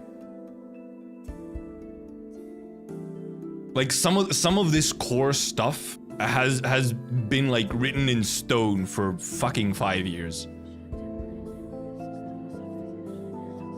Like they knew that this shit would at some point, like they had some of this stuff written down so long ago.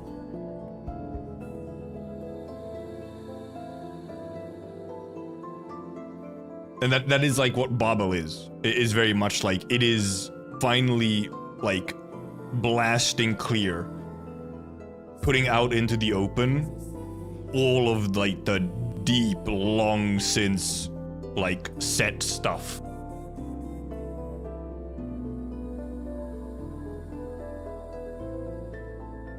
It's stupid. It's silly. It's so silly. So yeah, now PV4 obviously was a thing, came out 6 months ago. So now it's like, okay, so fucking Jesus Christ, how many years in advance is some of the shit in here? And also PV4 had an entire like AR game to it as well. Like you had like a little puzzle within, like you had to go like frame by frame or flip the screen and stuff like to figure out like a fucking alternate reality puzzle, augmented reality puzzle thing for the community.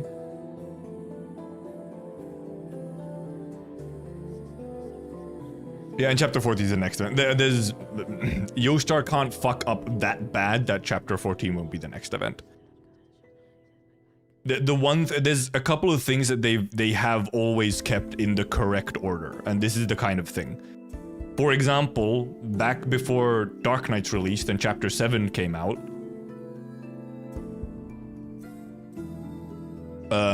they shuffled events around specifically so that Arknights and chapter 7 still lined up, because some of these things are incredibly designed to, you know, be back to back.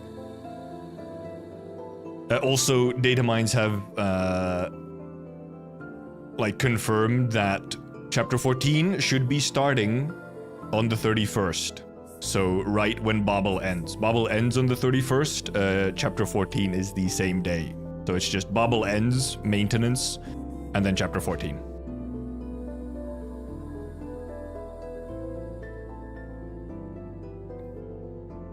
But yeah, it's fucking silly.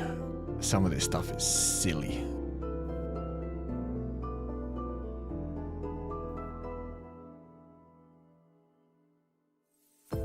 Which also, there's this thing, there's like... This is a whole part that actually at some point came up in discussion somewhere. Where the fuck is this from?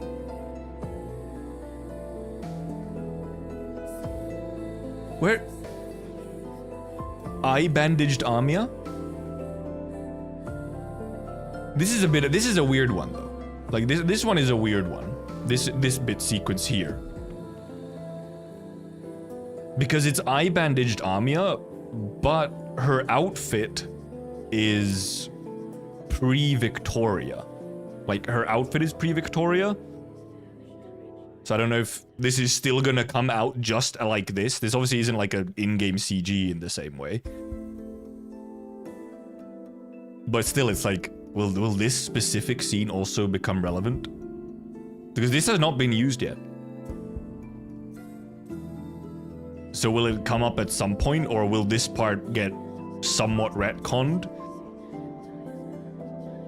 Like, it might be, yeah, that the outfit ends up changed, but the scene otherwise kept the same. Because obviously, yeah, like, it's like, okay, well, maybe this part, you know, won't happen. Maybe this part will get changed or retconned or whatever. Right? But then you look at this shit. Then you're like, oh, wait. These scenes were almost completely set in stone 5 years ago. So it's like, well, that kind of makes you think that, well, everything else here has to probably come up at some point anyway, like as well then. And yeah, she has something in her hand. It just seems like just some kind of communicator or control device.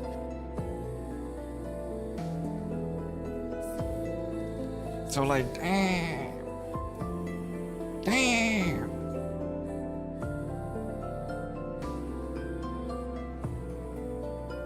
It's wild. Let HK, very much just let him cook.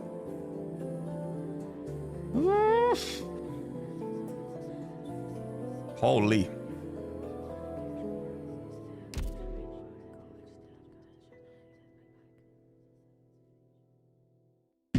Can't proceed with the amnesia plot for so long. I think, like, I feel like I get the feeling that sort of that part is now getting like this was very, I feel like this was very much preparation for bringing that portion up to the front in main story as well. Of like actually dealing with that part where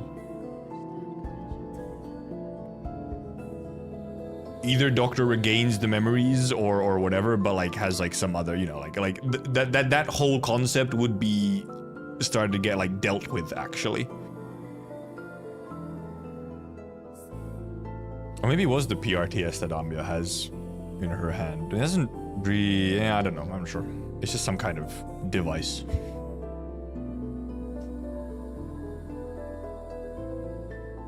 A lot of people are not happy the Arknights is becoming more precursor and Enfield focused.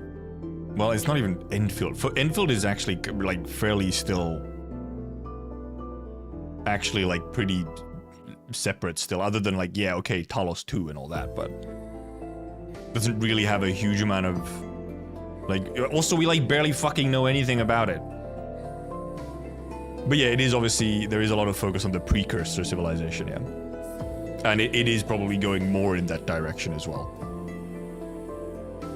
But at the same time, like, that's what the entire world has been, like, built on.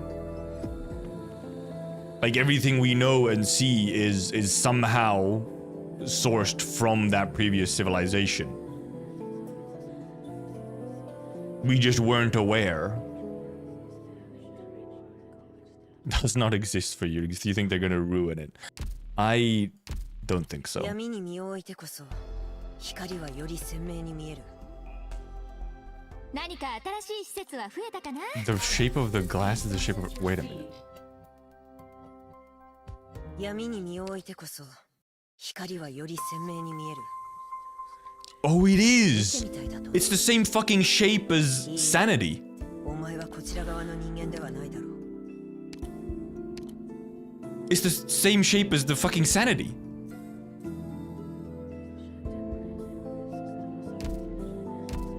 It is indeed. I did not notice it is the shape of a fucking brain. Which thus also the shape of sanity.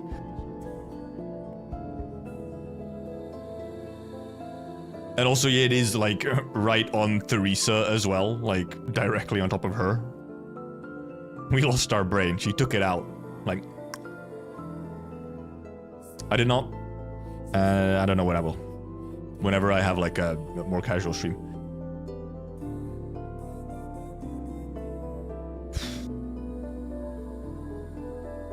Mr. Blank. Blank slate, yeah, kind of. And also, yeah, so Oracle is the original, more pure version of Doctor.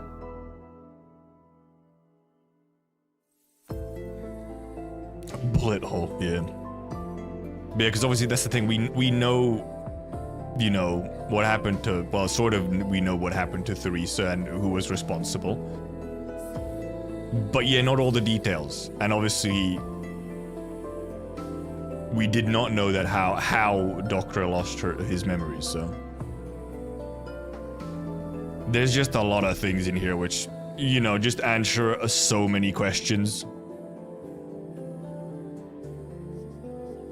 Yeah, and yeah, every map. This has indeed been since the beginning, where every map says Eyes of Priestess. And also, I'm pretty sure that PRTS is just like an acronym for priestess. It's not just like yeah, I believe there is like an actual like, oh, what actually PRTS means, like what the letters are. But it is absolutely like supposed to be like priestess PRTS. And yeah, the timeline. Also, the timeline has white for sort of like the timeline. This white spot of the timeline is Theresa's like reign as King of Sarkas. She became king in 898, and then she died in 1094.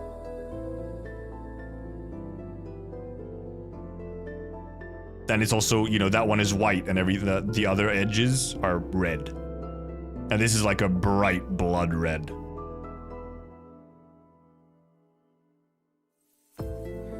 It's like, fun.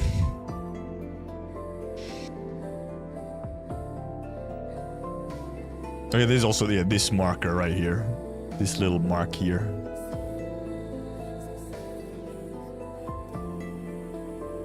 Also, it's fun because you have the, like these or whatever. That's the king's calls to arms.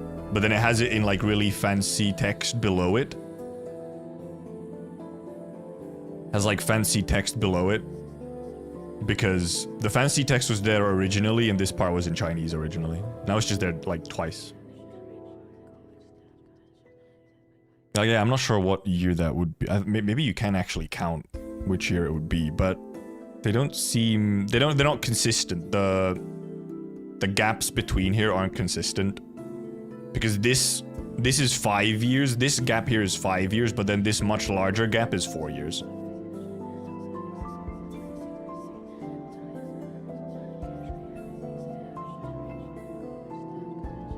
So you can't really actually count how big this gap is. Because it's not consistent, yeah. But obviously, I mean, you can make some guesses to what this could be. This could be like the end of the Victoria thing. Or the end of, you know, some of the things that were set in motion during this.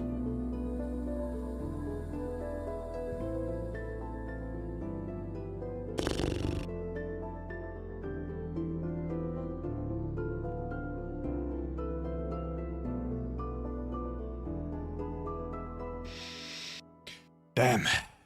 Well, also I feel my shoulder being like kind of sore again. What specific dates are those that it points out? 1031, 1085, and 1090, yeah. I'm not actually sure if... I think all of these were mentioned at some point during the story, but there was also some other ones here that aren't actually shown. I can't remember 1085, but like 1060 something was also mentioned. 1031 was mentioned for sure, and I'm pretty sure 1090 was also. Well, because like every date from like 1089 to 1094 were mentioned. But 1090 is when Aime gets orphaned. I can't remember what was 1080. 1031 was obviously something a bit earlier. I think 1031 might have been when the military commission was formed. I think it was around that time. Oh yeah, 1060 where it might be, yeah, where it's like standing, like in the way. Can't remember 1085, but 1085 I guess could also be this actually the start of the Civil War in a way. Yeah, 1031 was either BABEL or military commission or one of them. Like this one better or Lone Trail? I thought there's kind of quite different.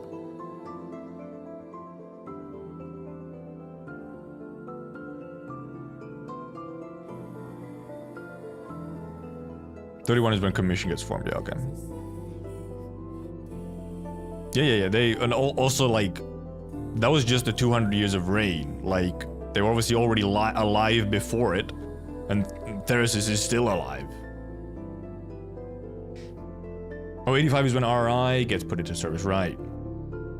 So that's sort of when BABEL gets its home. Mumu versus Theresa. That's quite the tough competition.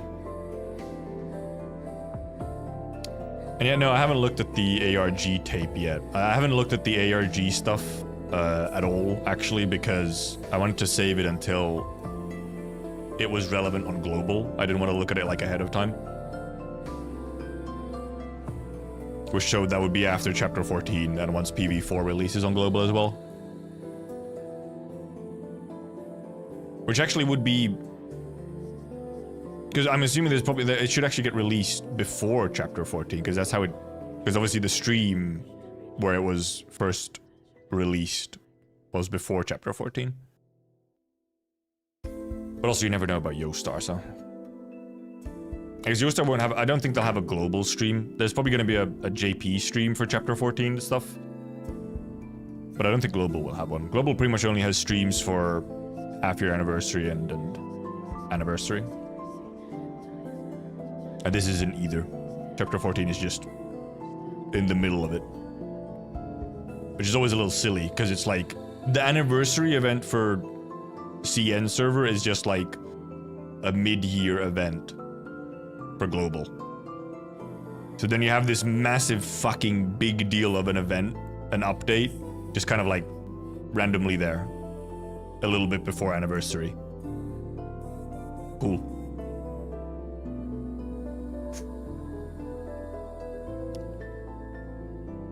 How long did it... Okay, yeah, 3:45.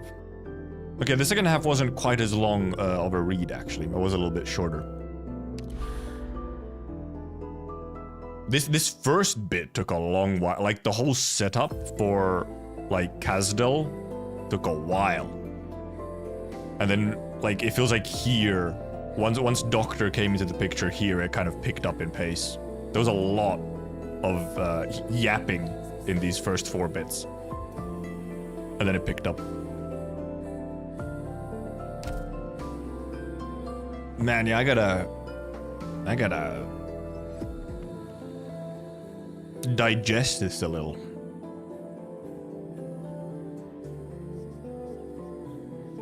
Holy.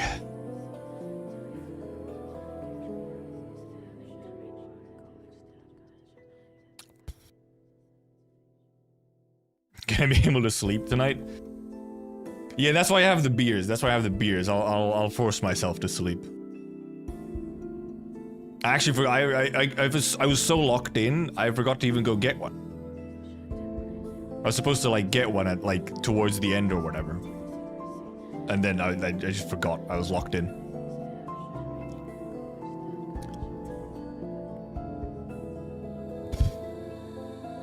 Okay, I think there's not much else left in me for today. We did go. I can't even speak anymore. We did go through some of the old trailers, obviously, to catch some of the insane fucking literary foreshadowing or whatever.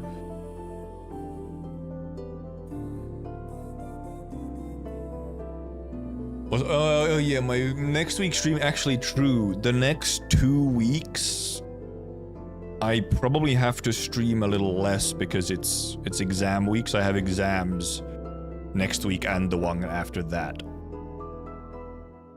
So it might be that I only stream like Friday and Saturday rather than during the week, because I might need the time to actually go. Yeah. I have a couple things to fucking do. So I might have to sacrifice the like middle of the week streams that I usually do. Study stream. Oh, I would be ass at that.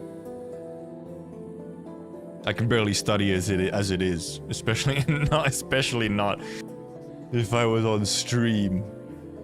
My god. Also, it would be incredibly, like, whatever. I would just be, like, reading slides out loud. But not even properly out loud. I'd be, like, mumbling to myself while studying. It'd be silly. It'd be stupid.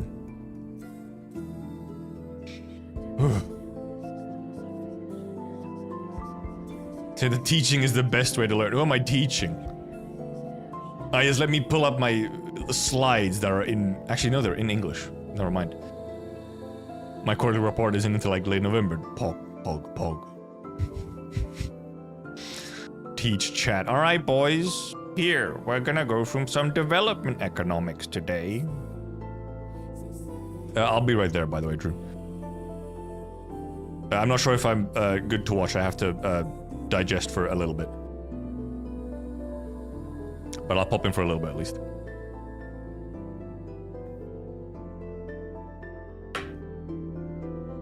Oof.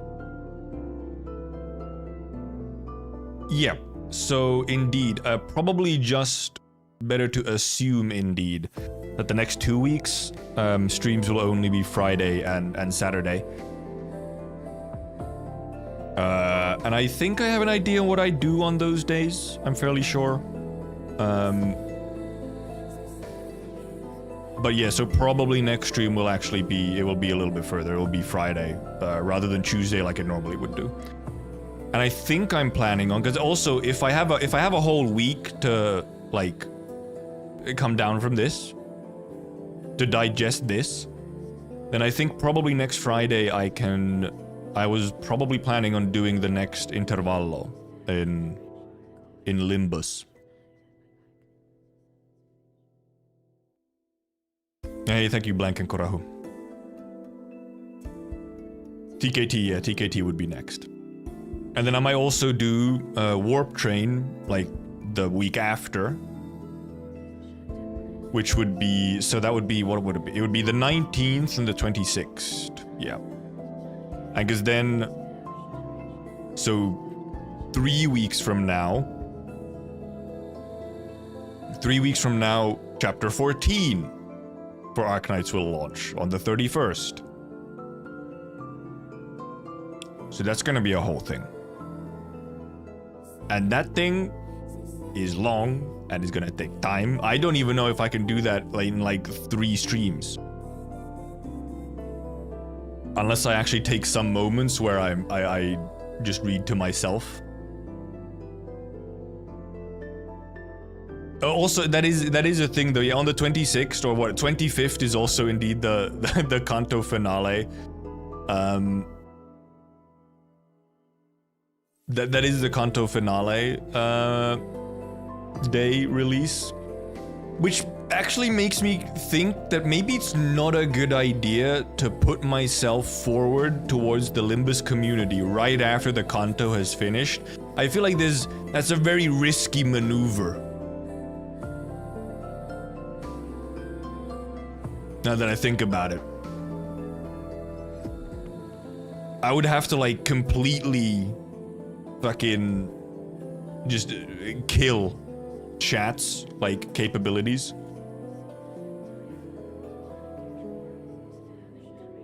Yeah, I would need mods or actually make chat like members only and shit. And no, I'm not gonna get so far to fight Kanto 3. No. Like I won't be at the Kanto at all. That's the whole problem. And yes, that is a good point. Yes, I will watch any. But at the very least, yeah, the CN stream. Probably the guess is. I know I won't get Borderland. Probably the 26th. Also 24th. I was looking at the wrong day. It's Saturday now, not Friday. The 26th is probably gonna be the next Chinese Arknights stream for Chinese 5.5 anniversary. And I will be watching that. I will be watch-alonging that. And that should be it hasn't actually been announced, but it's according to historical state data, it should be the 26th. And also, I mean, actually around that, if there is like a JP stream for Arknights Global, that's around that time, but I usually don't watch the JP streams because they're insanely bloated. They're like 3 hours for an hour of content. Also, they're a bit earlier in the day, so it's not like a great time for me. The CN streams happen at a pretty good time for me. Yeah, and then obviously the 31st and like kind of the end of October, start of November is going to be chapter 14 stuff. And I'll be extremely occupied with that. But yeah, so I think that's the plan, indeed. I'll probably also put like a community post or whatever on YouTube or whatever that my stream schedule will be slightly different than usual. Fuck Twitch, the forever buffering motherfucker. Yep, that's Twitch, all right. But yeah, that was good stuff. That was the Arknight stuff that I like. That is like the good stuff. Good stuff that you like. Unless you are very in the know already, it kind of doesn't mean as much. Yeah, I've been looking at like Twitter and everything a lot less to avoid as many Limbus posts as I can. Cause holy.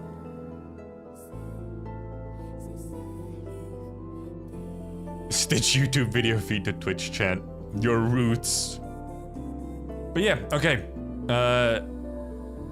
Thank you for everyone who's been here this whole time. Our journey through BABEL, me slowly destroying my voice. I feel a little bit of the. So thank you for coming. Thank you for watching. Thank you for lurking. Thank you for chatting. Thank you for being here. We've had some Kino. Losing your voice, kind of thematic. Yep, it is thematic for the theme of Tower of Babel. Yep, I lost my voice. Ripperoni. So yeah, and thank you for the hydrate. One last thing. You'll get your pipes back next time, Xenesis. You'll get your pipes back. Sorry. Goodbye. Bye-bye. Goodbye. Goodbye. Bye-bye. Goodbye.